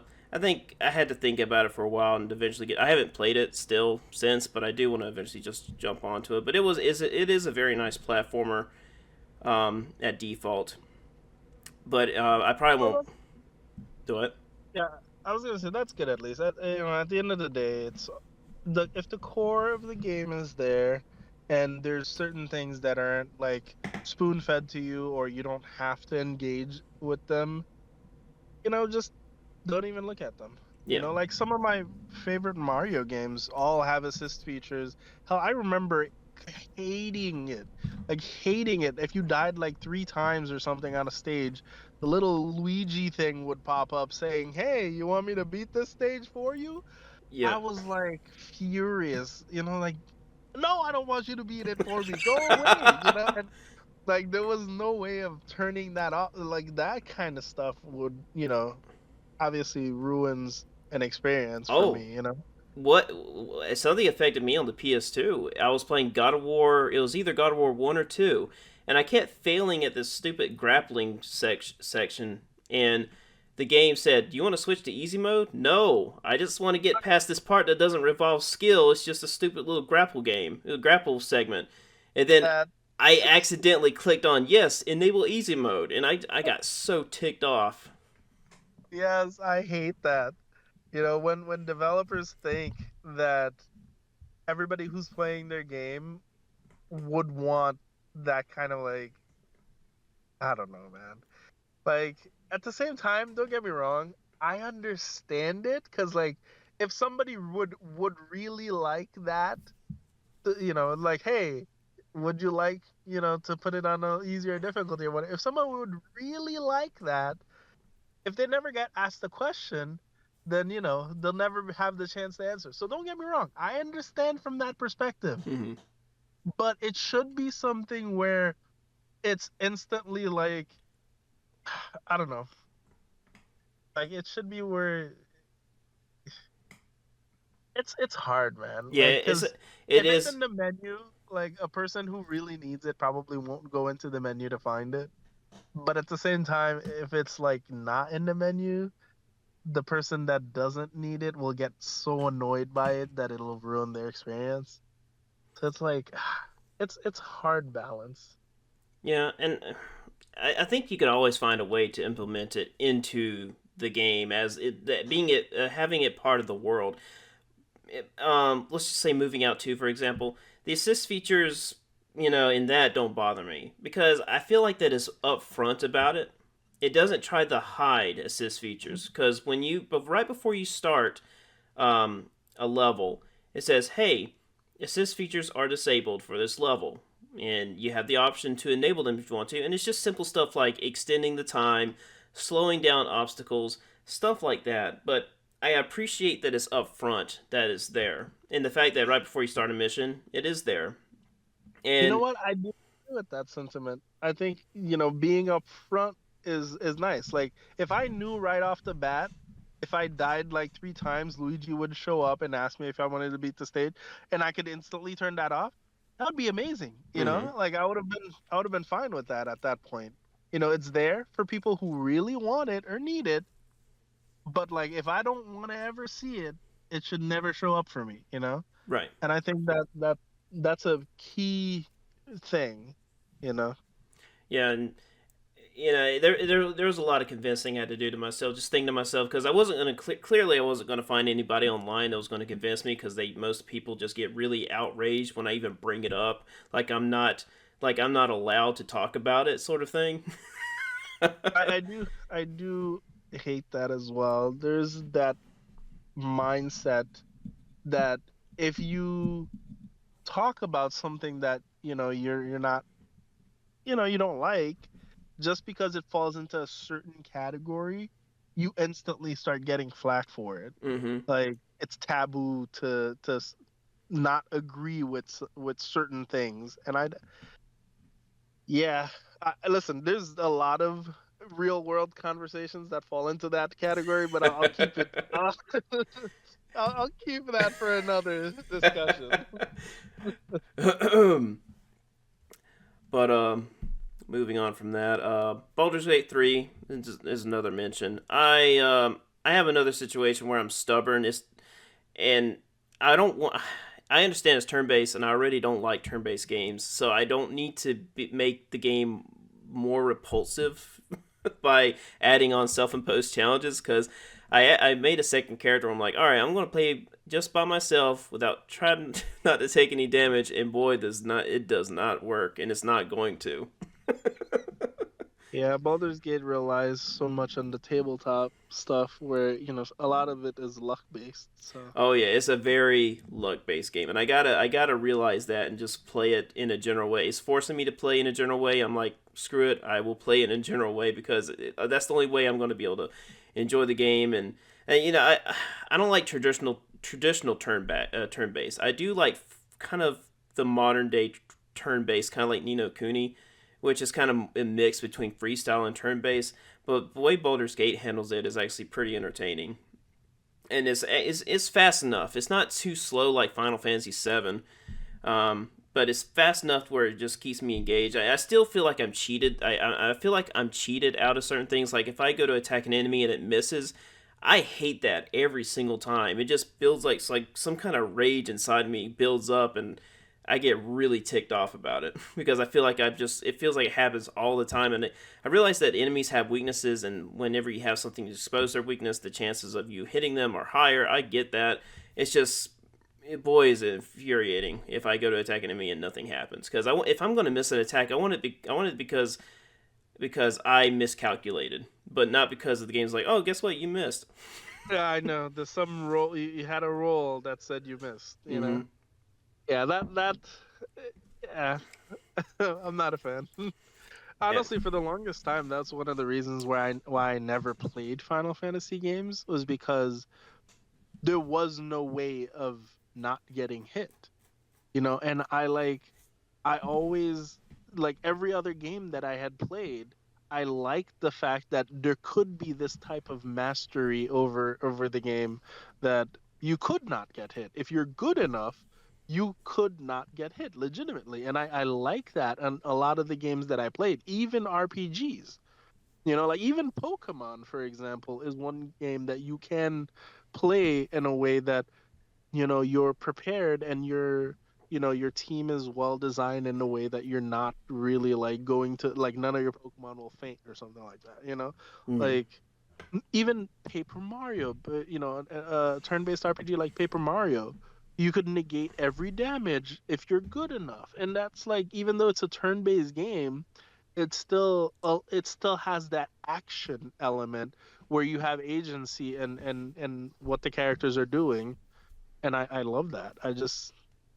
That's why I guess in the traditional sense I don't like turn-based games, but certain ones do it better than others, for me at least. I mean, I've mentioned this several times on podcasts, but Persona 5, I heard that the gameplay is absolutely incredible and some of the best that turn-based combat some people have seen, but you got to go through 5 hours of NPCs talking to each other, and I can't have it. I mean, let's just say Elden Ring had a similar situation, like where you had to listen to 5 hours of dialogue just to get to the amazing game that Elden Ring is. I probably would never play it because I cannot deal with that much dialogue.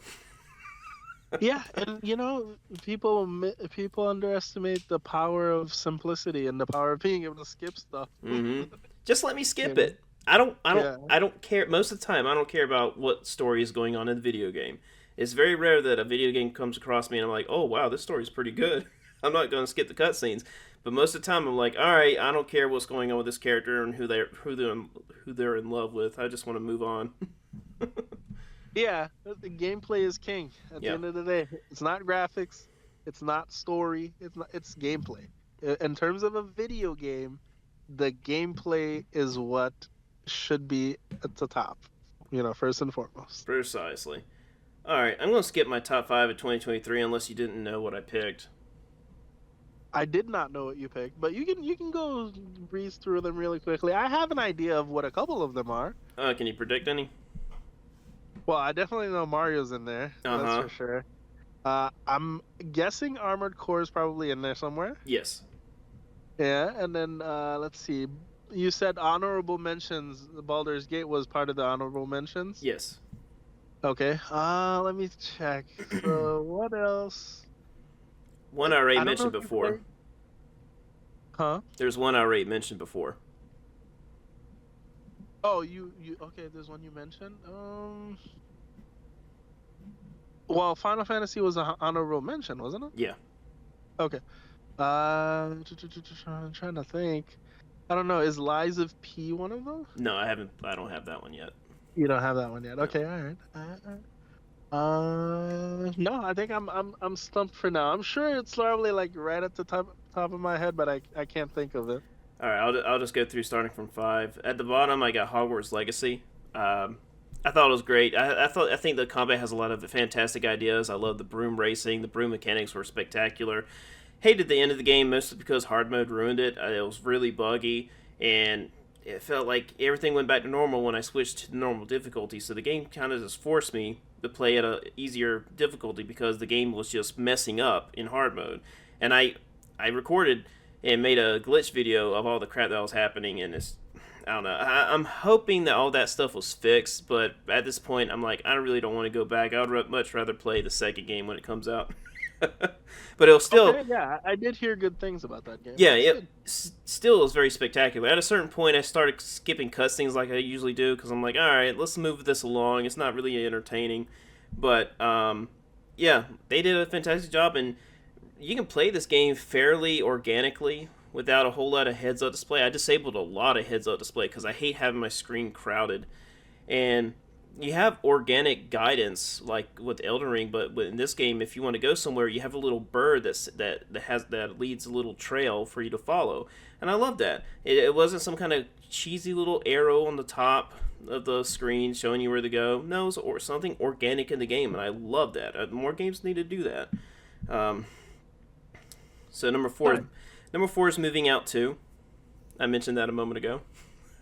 Okay, yeah, and it's funny. I didn't even know it came out last year. I thought it came out in 2022.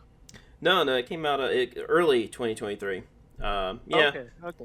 spectacular game. Definitely an improvement from the first game. One thing that I feel like was missing was traditional house levels.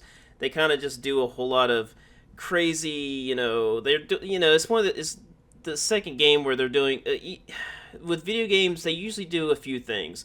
They usually do a world tour, time travel, or some kind of cyberpunk thing, or I don't know. But this game does time travel, and I guess it could technically be world tour as well. But I guess it's more like it's actually no, it's not. It's not time travel. It's dimensional travel, and it's really fun. I like the way the levels are designed. They're designed in very clever, satisfying ways, where it's just not boring. Each level has this very unique way of completing it. Like I said, my biggest complaint is that I just wish there was more traditional house levels because there's just some kind of nice little charm to that where you're it looks like you're in a regular household and just breaking things. But that's what the first game is for, and I get that, and it's not a big complaint because, like I said, if I want a traditional house level, I'll just play the first game because there's not too much of a difference between the first game and the second game in terms of mechanics. It's just the level designs that are different. And I like a game that's trying not to do too much with its core mechanics. They're extending the value of the gameplay through level design, not just through gameplay gimmicks, mechanic gimmicks. Uh, Okay, I think that makes sense. and I haven't finished it yet. I'm still trying to get through it just so I can finish it, and then go back and complete the challenges. And the challenges are great. I was one thing. I feel like I'm going to say this for every game. I got stubborn with it at one point because I was trying to get my self-imposed challenges to work for every level, but it wasn't working because of bugs, slight little design flaws, and I was hoping that you could achieve all the challenges in one run, but you can't because certain challenges can't be completed alongside each other. But it's fine. You can just go over there, complete that one challenge, and then go back and do the rest and whatever. But yeah, I have to really acknowledge Moving Out 2 for what it has done. It's a very unique game, probably the most unique game to come out in 2023 because it wasn't trying to be anything else that year. It wasn't inspired by anything. I guess technically it was inspired by Overcooked because that's pretty much the closest thing it comes close to. But there's not. I mean, what other game can you say had you moving furniture and items into a delivery truck in a very fun, chaotic way? Right, yeah. I do like when there's unique games like that, games that stand on their own because, there's just not really anything like them. So number three is Armored Core 6. I haven't finished this either. I've taken a little break from it because it's just it does demand a lot of aggressive gameplay, which is something I'm not too crazy about, but it's actually something I don't mind in Armored Core 6, and it makes sense. It does remind me of Twisted Metal a lot, and that's what I do love about it. And the game just pretty much just throws you immediately into it, and it's very the sound effects are really really good. And I think my biggest complaint is just the boss fights are a little underwhelming. Some of them are fun, like you have. It was funny because one of them is called Juggernaut. And I'm like, oh yeah, this year I was focusing weeks on a Juggernaut fight, and that boss was fun and cool. It's just a lot of the bigger bosses. It seems like the bosses that people seem to be struggling with, I found rather boring. It just now also Armored Core 6 has a very big demand on a particular style sometimes. Like, oh well, you can't defeat the boss melee only because the boss fight is super aggressive and you can't get close to him or he's gonna just combust on you all the time. So you got to use range and you got to do a lot of switching around, which is fine to adapt to. It's just when it comes to Armored Core 6, I'm not going to focus on self-imposed challenges. It's just I have come to accept that it's just not a game for that, and I'm just gonna just kind of play it and not really upload. If I find something cool, I'll upload it as a short. But in terms of uploading any boss fights, I'm not going to because if in order to defeat a boss without taking damage, you pretty much have to be overly aggressive with some of them. It's not the case with Yeah. with all the boss fights. I believe I even looked it up on YouTube just to kind of see the duration. It looks like some boss fights go for a few minutes. I'm like, well, they're obviously not going to be too overly aggressive And it looks like it's not going to be too luck based because, of course, if it's too luck based, then you have to be overly aggressive. You have to be overpowered to do it, and that's how a lot of boss fights in God of War, the new God of War games work, where there a lot of it's just, I don't know. I might, to avoid sounding inaccurate, I won't say anything at all, but there are some fights where, like Sig Run, where people are just so overly aggressive, Sig Run doesn't have a chance to do anything. And you can do the same thing in the Dark Souls games. You can jump into Smoke and Ornstein and just kill them in like 10 seconds. But um, but Armored Core 6, yeah, it's a blast, and visually it's stunning. And that's really all I have to say about it so far. I don't think I'm even out of the first chapter yet. Right. Yeah. Armored Core is definitely the top game on my backlog. The first game I will play this year.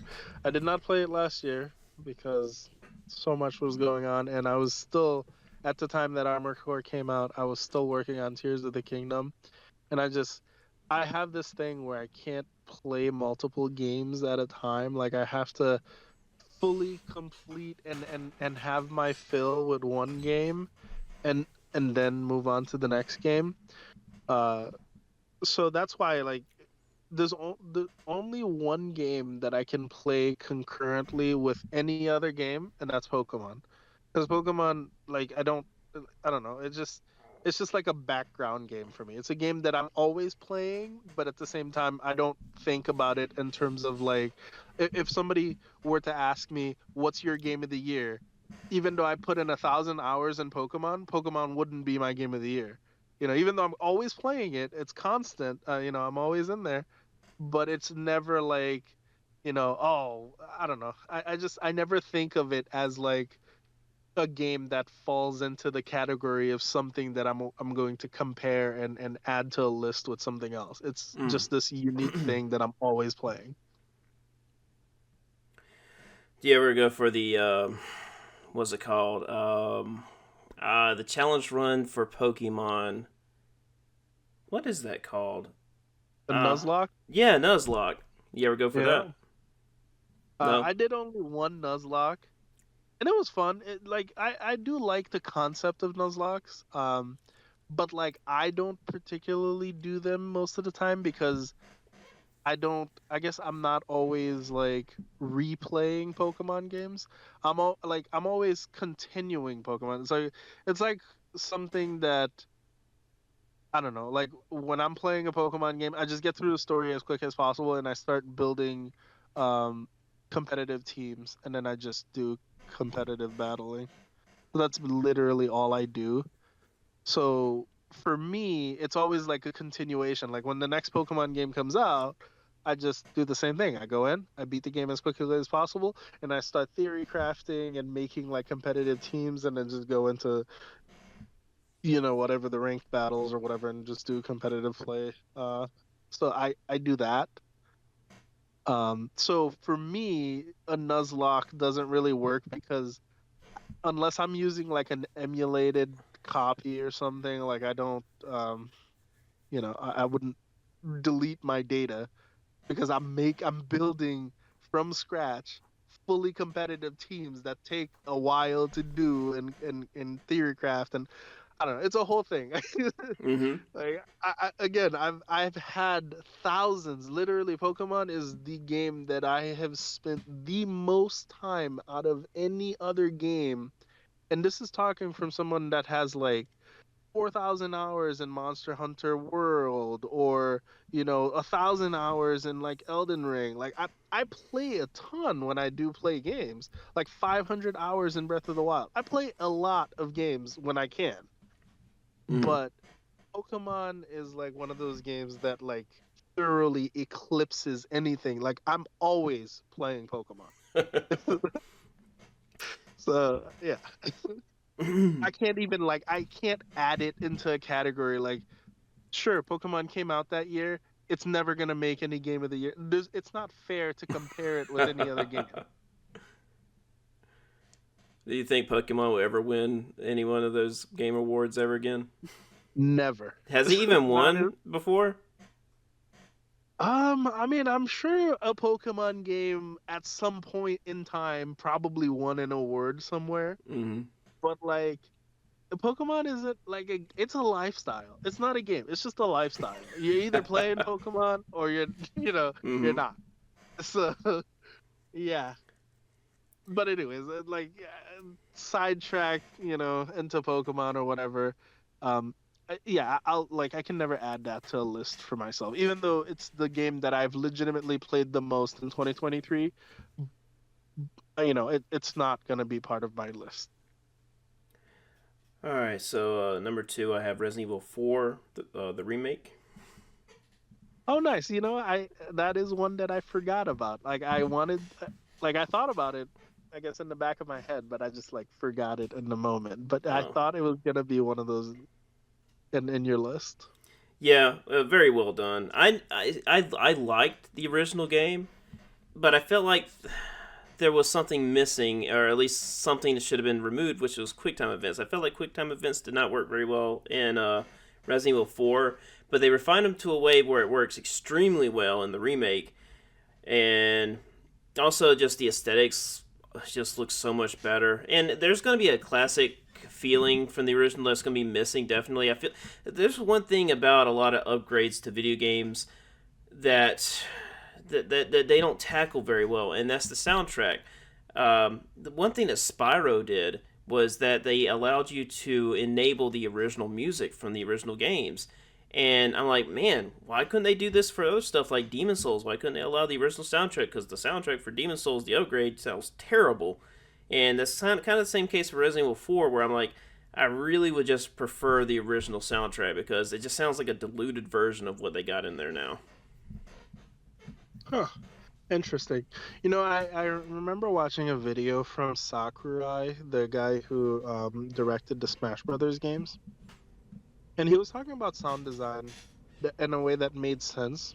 Uh, he was like, back in the day, video games used to use a lot more punchy, memorable, soundtracks, and like the way that sound design worked back in the day is different than now, because the aesthetics, just like I guess the aesthetics need a certain sound quality for it to feel like it matches.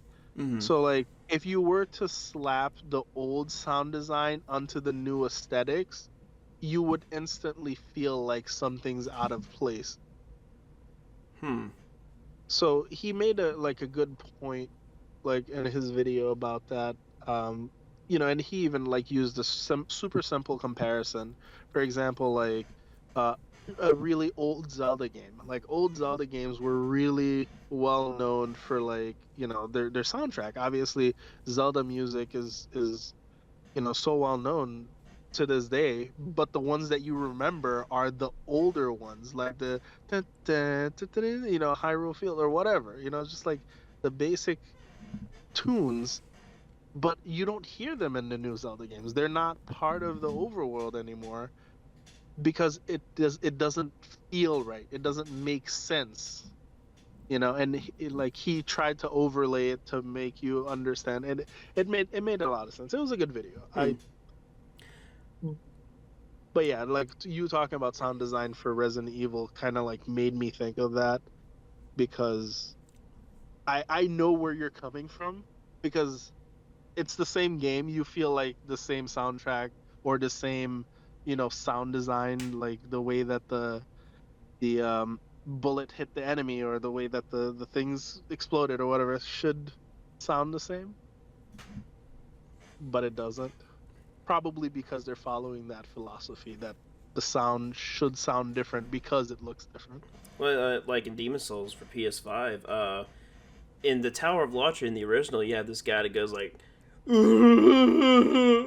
but in the upgrade, he doesn't do that anymore. Yeah, it was like, help me, yeah. Yeah, and it Yeah. was a very distinct kind of scream, and I Yeah. just I I remember that too. Yeah, a lot of people talked about Latria for the Demon Souls remake. Like they didn't like the fact that the lady was singing the song or whatever throughout the whole hall.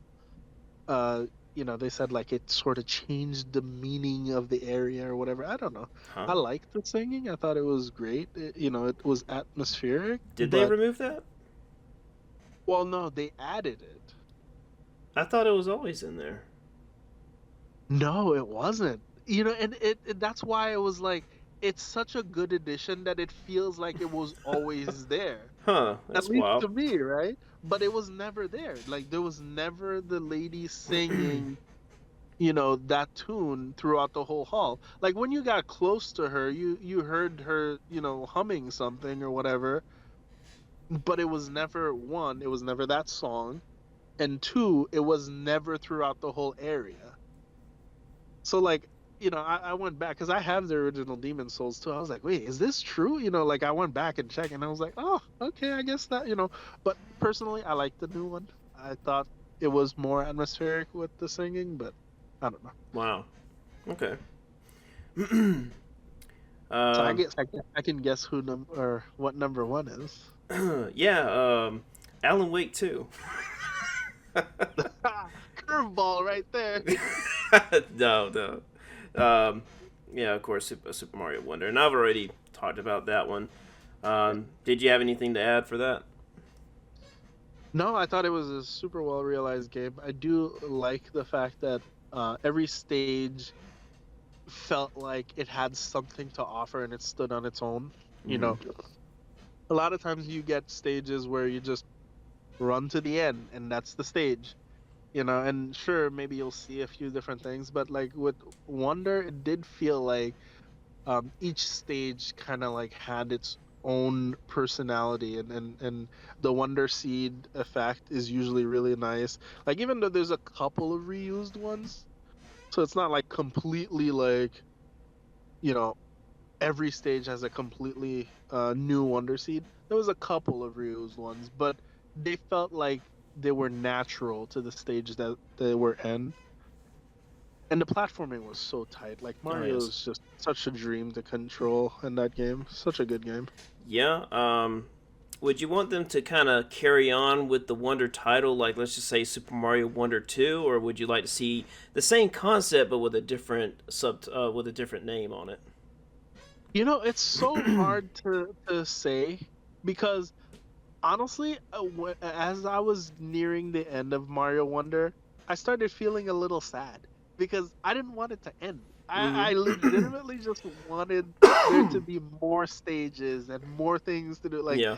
it was one of those games where it was so good that you just legitimately didn't want it to end. Mm-hmm. But in terms of the wonder mechanic, I do feel like it was very integral, or it worked with the world that they build, with the Prince Florian and his flower kingdom or whatever. So I feel like if they were going to make a new game, it would probably try to get Mario to go to a different kingdom with different mechanics and different things. Like the Wonder Seed makes sense in a flower kingdom, but it might not if you went to a completely different kingdom. Yeah.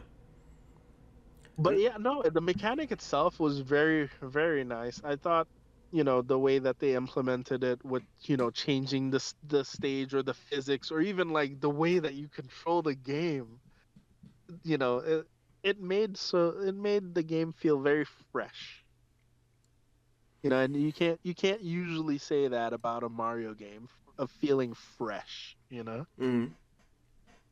Yeah, definitely. Heck, I think the last Mario game I played before Super Mario Wonder was Super Mario Odyssey, and so it's it's been quite a gap.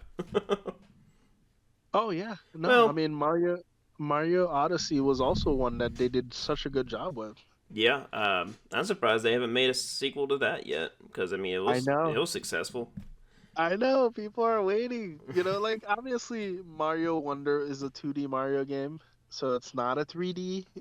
So they've been working on the 3D game, Oh yeah, you yeah. know. It's just any day now. I mean, maybe it could be this year. Like, hey, surprise, a new Super Mario 3D.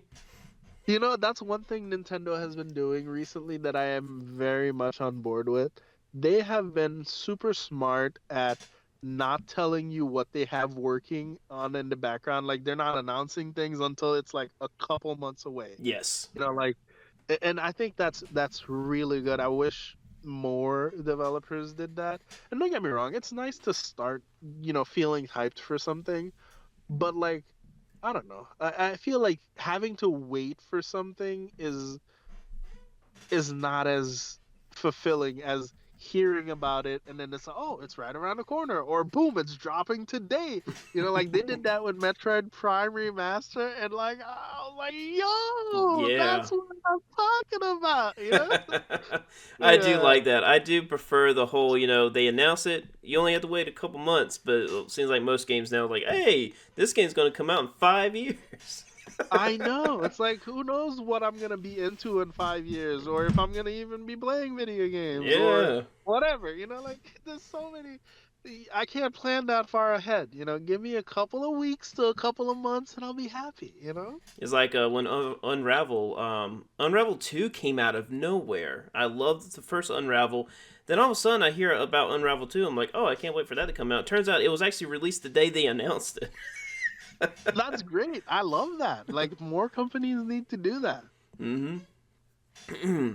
We just need So more. yeah. We need more games that just try something different. We have too many games that copy and paste from one another. Too heavily inspired games. I understand it's a gamble because games cost so much to make, and if you make something that's a risk and it doesn't do very well, even though it executes that concept very well, people are just more towards something that they're comfortable towards in terms, so like God of War, it's like, oh, God of War, Egypt is out now. Oh, people are going to go buy that, but not play that one game that took a risk and tried something different. Even though, Right. yeah, God of War in Egypt, that is different, but it's still God of War. Yeah, and it's interesting that you say that because I was thinking something very similar. I was like, um, I'm okay with having less games, especially nowadays when games, uh, the good ones, they're so well crafted that they're timeless. Like if I pick up Hollow Knight today versus if I picked it up 5 years ago, it's the same experience and it's still a tight, well done game.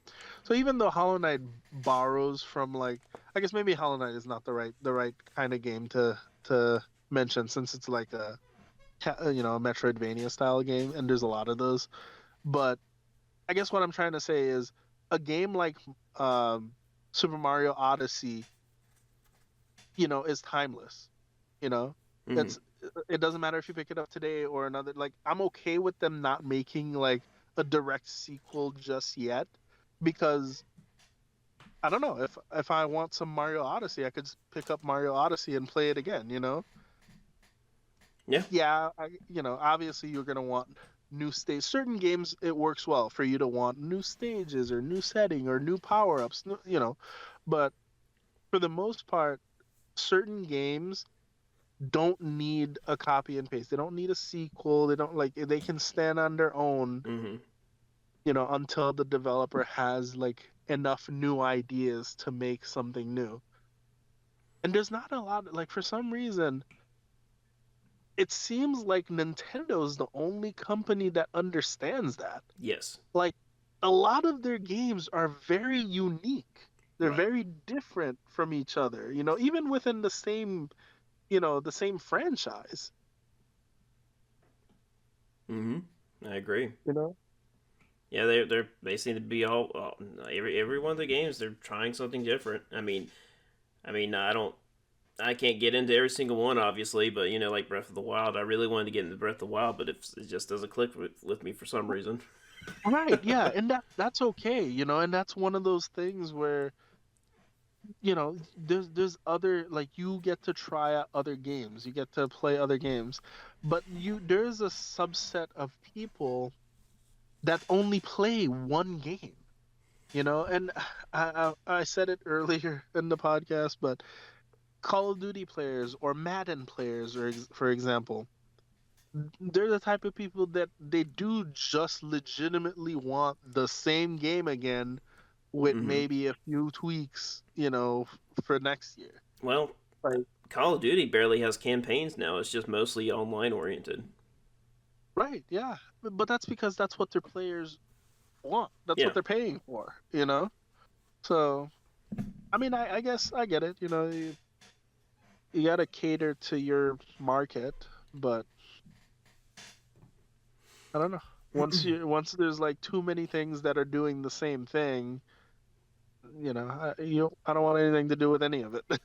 I'd rather go try something completely new and unique and fresh, and if I like it, great. If I don't, then I'll try a different thing that's completely new and unique and fresh. Yeah, that's what I really respected Death Stranding for. It was just so unique, and I thought it worked really well mechanic wise. And unfortunately, a lot of people just kind of overlook it and just kind of they make it a generalization and they skip over it. Unfortunately. Yeah, I mean, I'm not gonna lie. I was one of those people. Because at first I was like, I don't know if I'm gonna like enjoy this, but that's mostly because I'm very much action oriented in terms of what I like to do in a video game. Hmm. And Death Stranding, as much as you had agency in how you move your character, it didn't feel like a game that I could get into personally. But I could see what it did well, and I could appreciate it for being a good game. Yeah, and I definitely agree with the combat part of Death Stranding isn't very impressive. They pretty much what it does well is just the delivery aspects. You get a package, you go through the rough terrains. Sometimes you can bring a vehicle, sometimes you cannot. Sometimes you can bring a vehicle, however, you get to a certain point where your vehicle might be so damaged you cannot carry on, and then you have to, finish the rest of the delivery on foot, and then on your way back, figure out how to fix that vehicle. That way you can make it back without having to walk all the way back. It's just so many outcomes during the delivery. I consider the ASMR of video games to me because it's something very satisfying. I don't know if it's just because it feels like it's like the most satisfying parts about getting a job done. It was like when I'm at work. I have like certain duties I need to be responsible for, and whenever I complete them, it's satisfying. I feel like Death Stranding encapsulates that extremely well. Yeah, and I think that's why it was so divisive. It was like for some people, they wanted, some fantastical thing, versus other people were like, well, I like the idea of, having a task and figuring out how to do it and then getting it complete, well. Did you have a top five? I would hate to move on without asking you that. No, it's all right. I did not, just because last year I did not play enough games to make a top five. I only played 3 games for the whole year, um, that were new, that came out in 2023. Um, So Number one, it's Call or of well, Duty. I guess um, not Call of Duty. Was there a Call of Duty that came out last year? There was, but I think it was bad. I think a lot of people hated it. I don't remember hearing any. Well, I think it's because I cut out most of the mainstream gaming news out of my YouTube subscription, so I don't really hear anything anymore. Right, yeah, no, if you didn't hear, Call of Duty last year was a train wreck. It was bad. Ooh, wow. Yeah, a lot of people hated it, but you know what? It just sets them up for a comeback. Hopefully, the next Call of Duty, people are gonna love it. It's gonna be like Call of Duty's back, baby. Something like that. I don't know. My favorite Call of Duty was Black Ops. I didn't really get into any of them after that. Like I loved Call of Duty before Black Ops, and I played every single one. But after Black Ops, like Black Ops was the last good Call of Duty for me. I think that was You the know. last one I bought as well because I was mainly buying Call of Duty for the zombie mode, really. Right, yeah, zombie mode, especially in Black Ops, was very well done too. It was so good. Oh, Ascension. Oh, I think about Ascension every once in a while. Even Call of the Dead with George Romero walking around. Ah, spectacular. I really miss it. I'd love to go back sometime and just, especially the classic maps.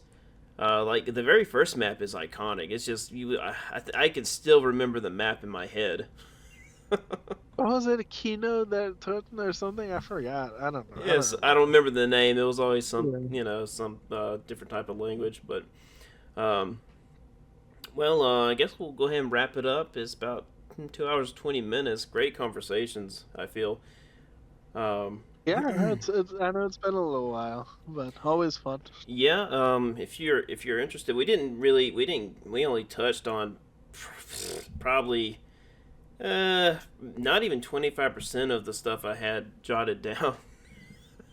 It's all right. It always happens that way. That's Yeah, why, we'll schedule a part two or something. yeah, It yeah. works out that way. Maybe next month. I mean, if you don't mind being a regular each month, that'd be great because it's kind of hard getting people to get on because funny thing that happens is that I'll find someone that has maybe a few hundred subscribers.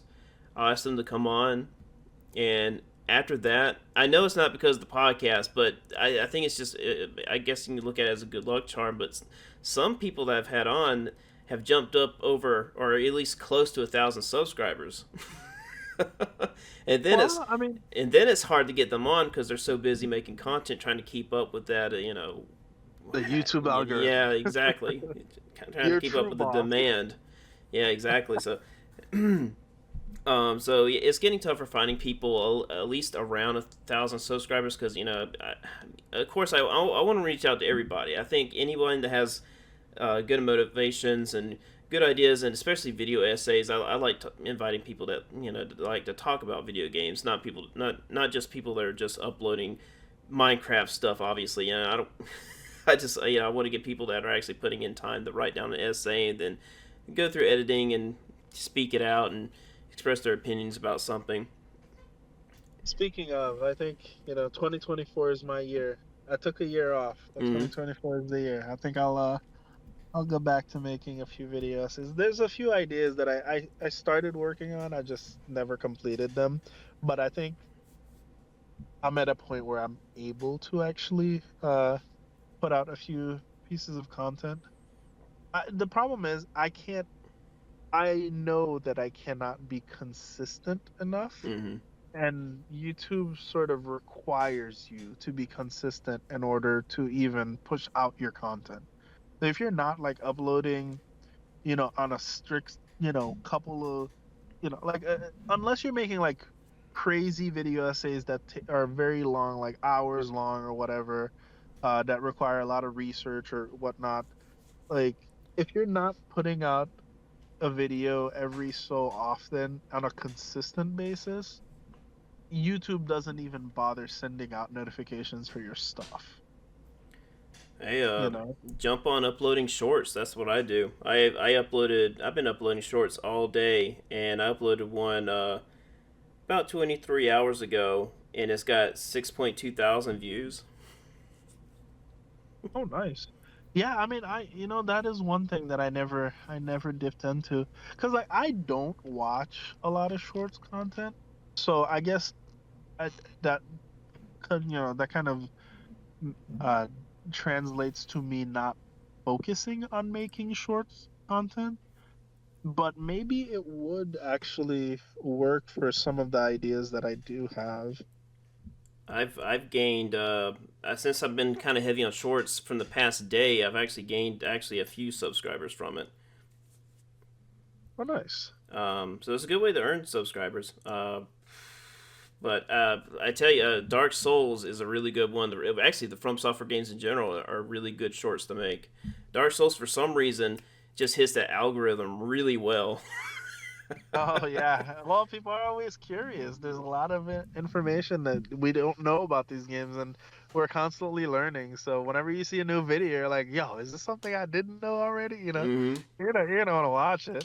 Yeah, and sometimes it can be the smallest thing, like, oh, I killed an enemy and I threw the ragdoll physics like several hundred yards or whatever, and people are like, oh, we'll check that out. Oh yeah, yeah, that does make for good content. I think I saw one where somebody was using like the ninja backflip ring or whatever. I don't remember where I saw it. It was probably on Twitter, but they like, rolled into the enemy and then they rolled back, and then I guess their leg got caught into the enemy's body. The ragdoll physics basically made it look like they they flung the enemy in there. It was just a funny little 5-10 second video, but like that kind of video, it hits the algorithm. Boom, you got 1 million views right there. Oh heck, my have you seen my Resident Evil 4 chainsaw maneuver video? I don't know if I watched the whole video. Oh wow. I wonder if I can even pull it up here. Let's see. It is at currently 352,000 views. Oh wow, yeah, that you hit really well with that one. And my second most popular short was the one where I'm fighting the Ornstein from Dark Souls 2. I think it's called Dragon Slayer. I forgot what his name was. The one that's in the Flame Tower. Hyde's Tower of Flame.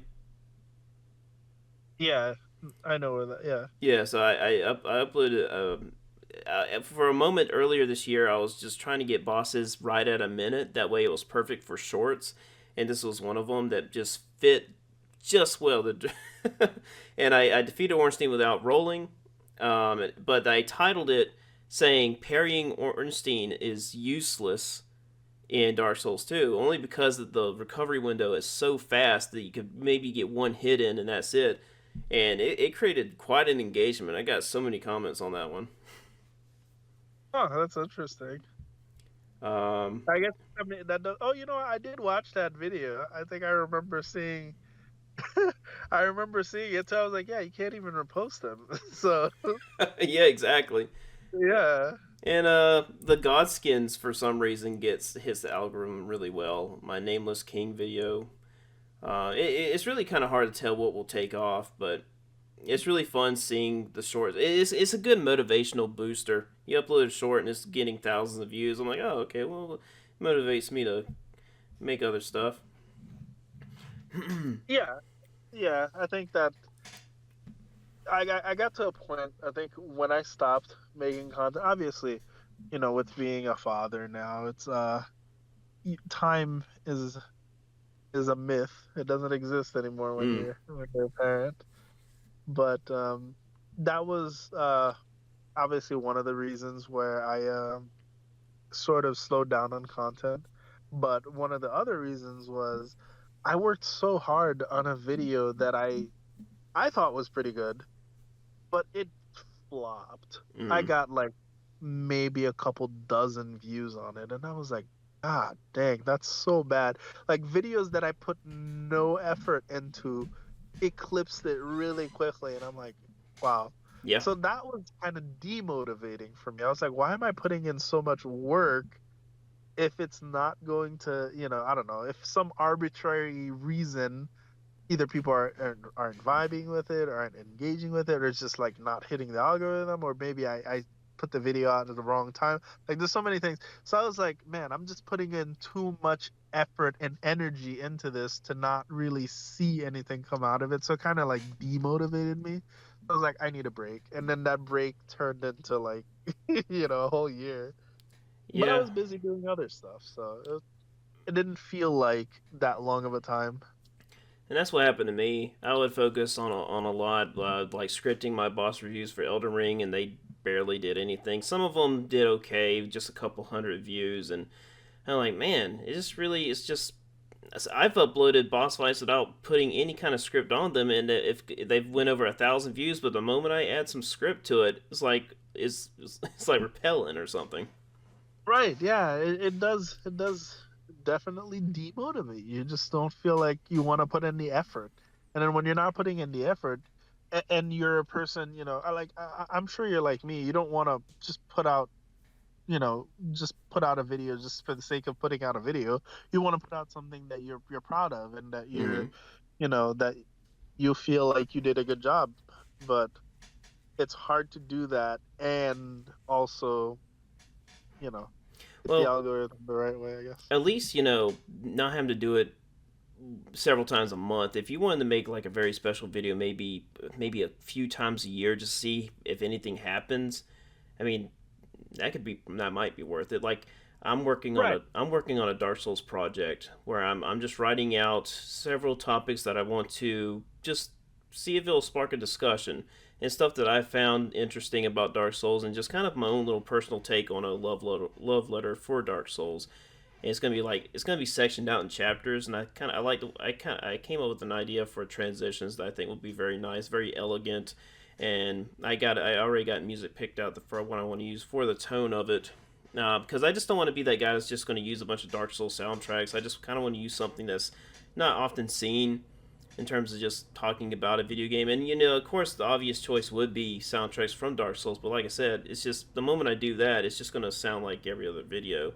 So adding on a different soundtrack is just will just add a different tone to what I'm talking about. Yeah, I think that's a pretty good idea. You So you do want to keep it familiar, so maybe I'd say, um, do half and half. I mean, I don't know. I don't know. What I do I just know? I, in my mind, I'm like, I don't want to start a video and just start having the Firelink Shrine theme come on, because I'm like, how many videos have done that? right. No, I know what you mean for that. I think what I was thinking is you do want to have at least something, representative of that game in terms of in the soundtrack. Just to, yes, it's your own thing, but at the same time, it kind of pulls the person back into, hey, this is a Dark Souls video. There Yeah, is a little bit of Dark Souls sound in here as well. right, and that's what I'm going to do. I'm going to put some DNA, some Dark Souls sound DNA in it. I actually found something I've never noticed before while I was doing my playthrough of Dark Souls recently in the Painted World of Aramis, and it actually fits perfectly with what I want to do with the video. So I'm glad I found it. Nice, that's perfect. I'm sure it's gonna be a banger video. Can't wait. Well, hopefully. I mean, at least if it's not, then it's something I can listen to and appreciate. Right. I've done that too. I've like rewatched a video that I've made or something just because I don't know. I guess I liked it. I liked it enough that I wanted to hear what I said in that video again. And I mean, another thing to remember is you got friends that I'm sure will click on and listen to. I mean, I don't know how your engagement is on your YouTube channel, but I think mine is definitely a lot better than it has been. I'll have a few people that'll come in and say, "Oh yeah, check this out." But I mean, of course, I just upload very very random challenge videos, so they can't really relate to it as much. But I feel like if I upload a video essay, it would definitely get some people chiming in saying, "Oh man, listen to that, blah blah blah."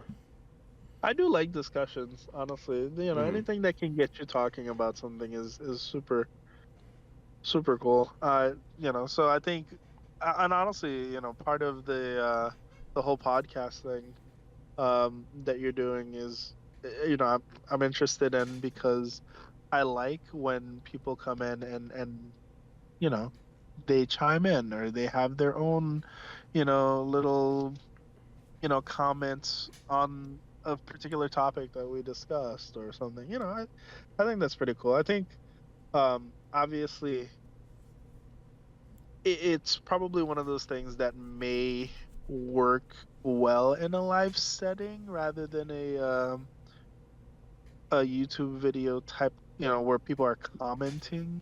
But I guess it depends on the topics. I feel like some topics probably work well in a live setting where you're having a discussion live, and then maybe a person hears something and they want to chime in. They ask a question, or who knows? I don't know. Yeah. Well, I better wrap it up here. It's getting late. Um, but I definitely appreciate you coming on again. If you don't mind, just stick around a little bit. We can wrap up privately. And Yeah, um, absolutely. so this has been Twilight, and you want to go ahead and wrap yourself up? Yeah, and nothing to plug right now. I don't feel like I'm putting enough content out, but always fun to come on and have discussion. Of course, we always get sidetracked. We talk about everything, but it's always good. Always nice to hear what you've been up to, what games you're enjoying, and what you're looking forward to. Yeah, and Uh, next month we'll continue on the notes that I have, because my notes are probably good for maybe 2 or 3 podcasts. The way we just go off topic. right? Yeah. No, absolutely. I'm always interested. Keep me posted. Let me know, and I'm sure. you guys will be hearing from me again. All right. Well, thanks for being the first podcast of 2024. Thanks for having me. All right.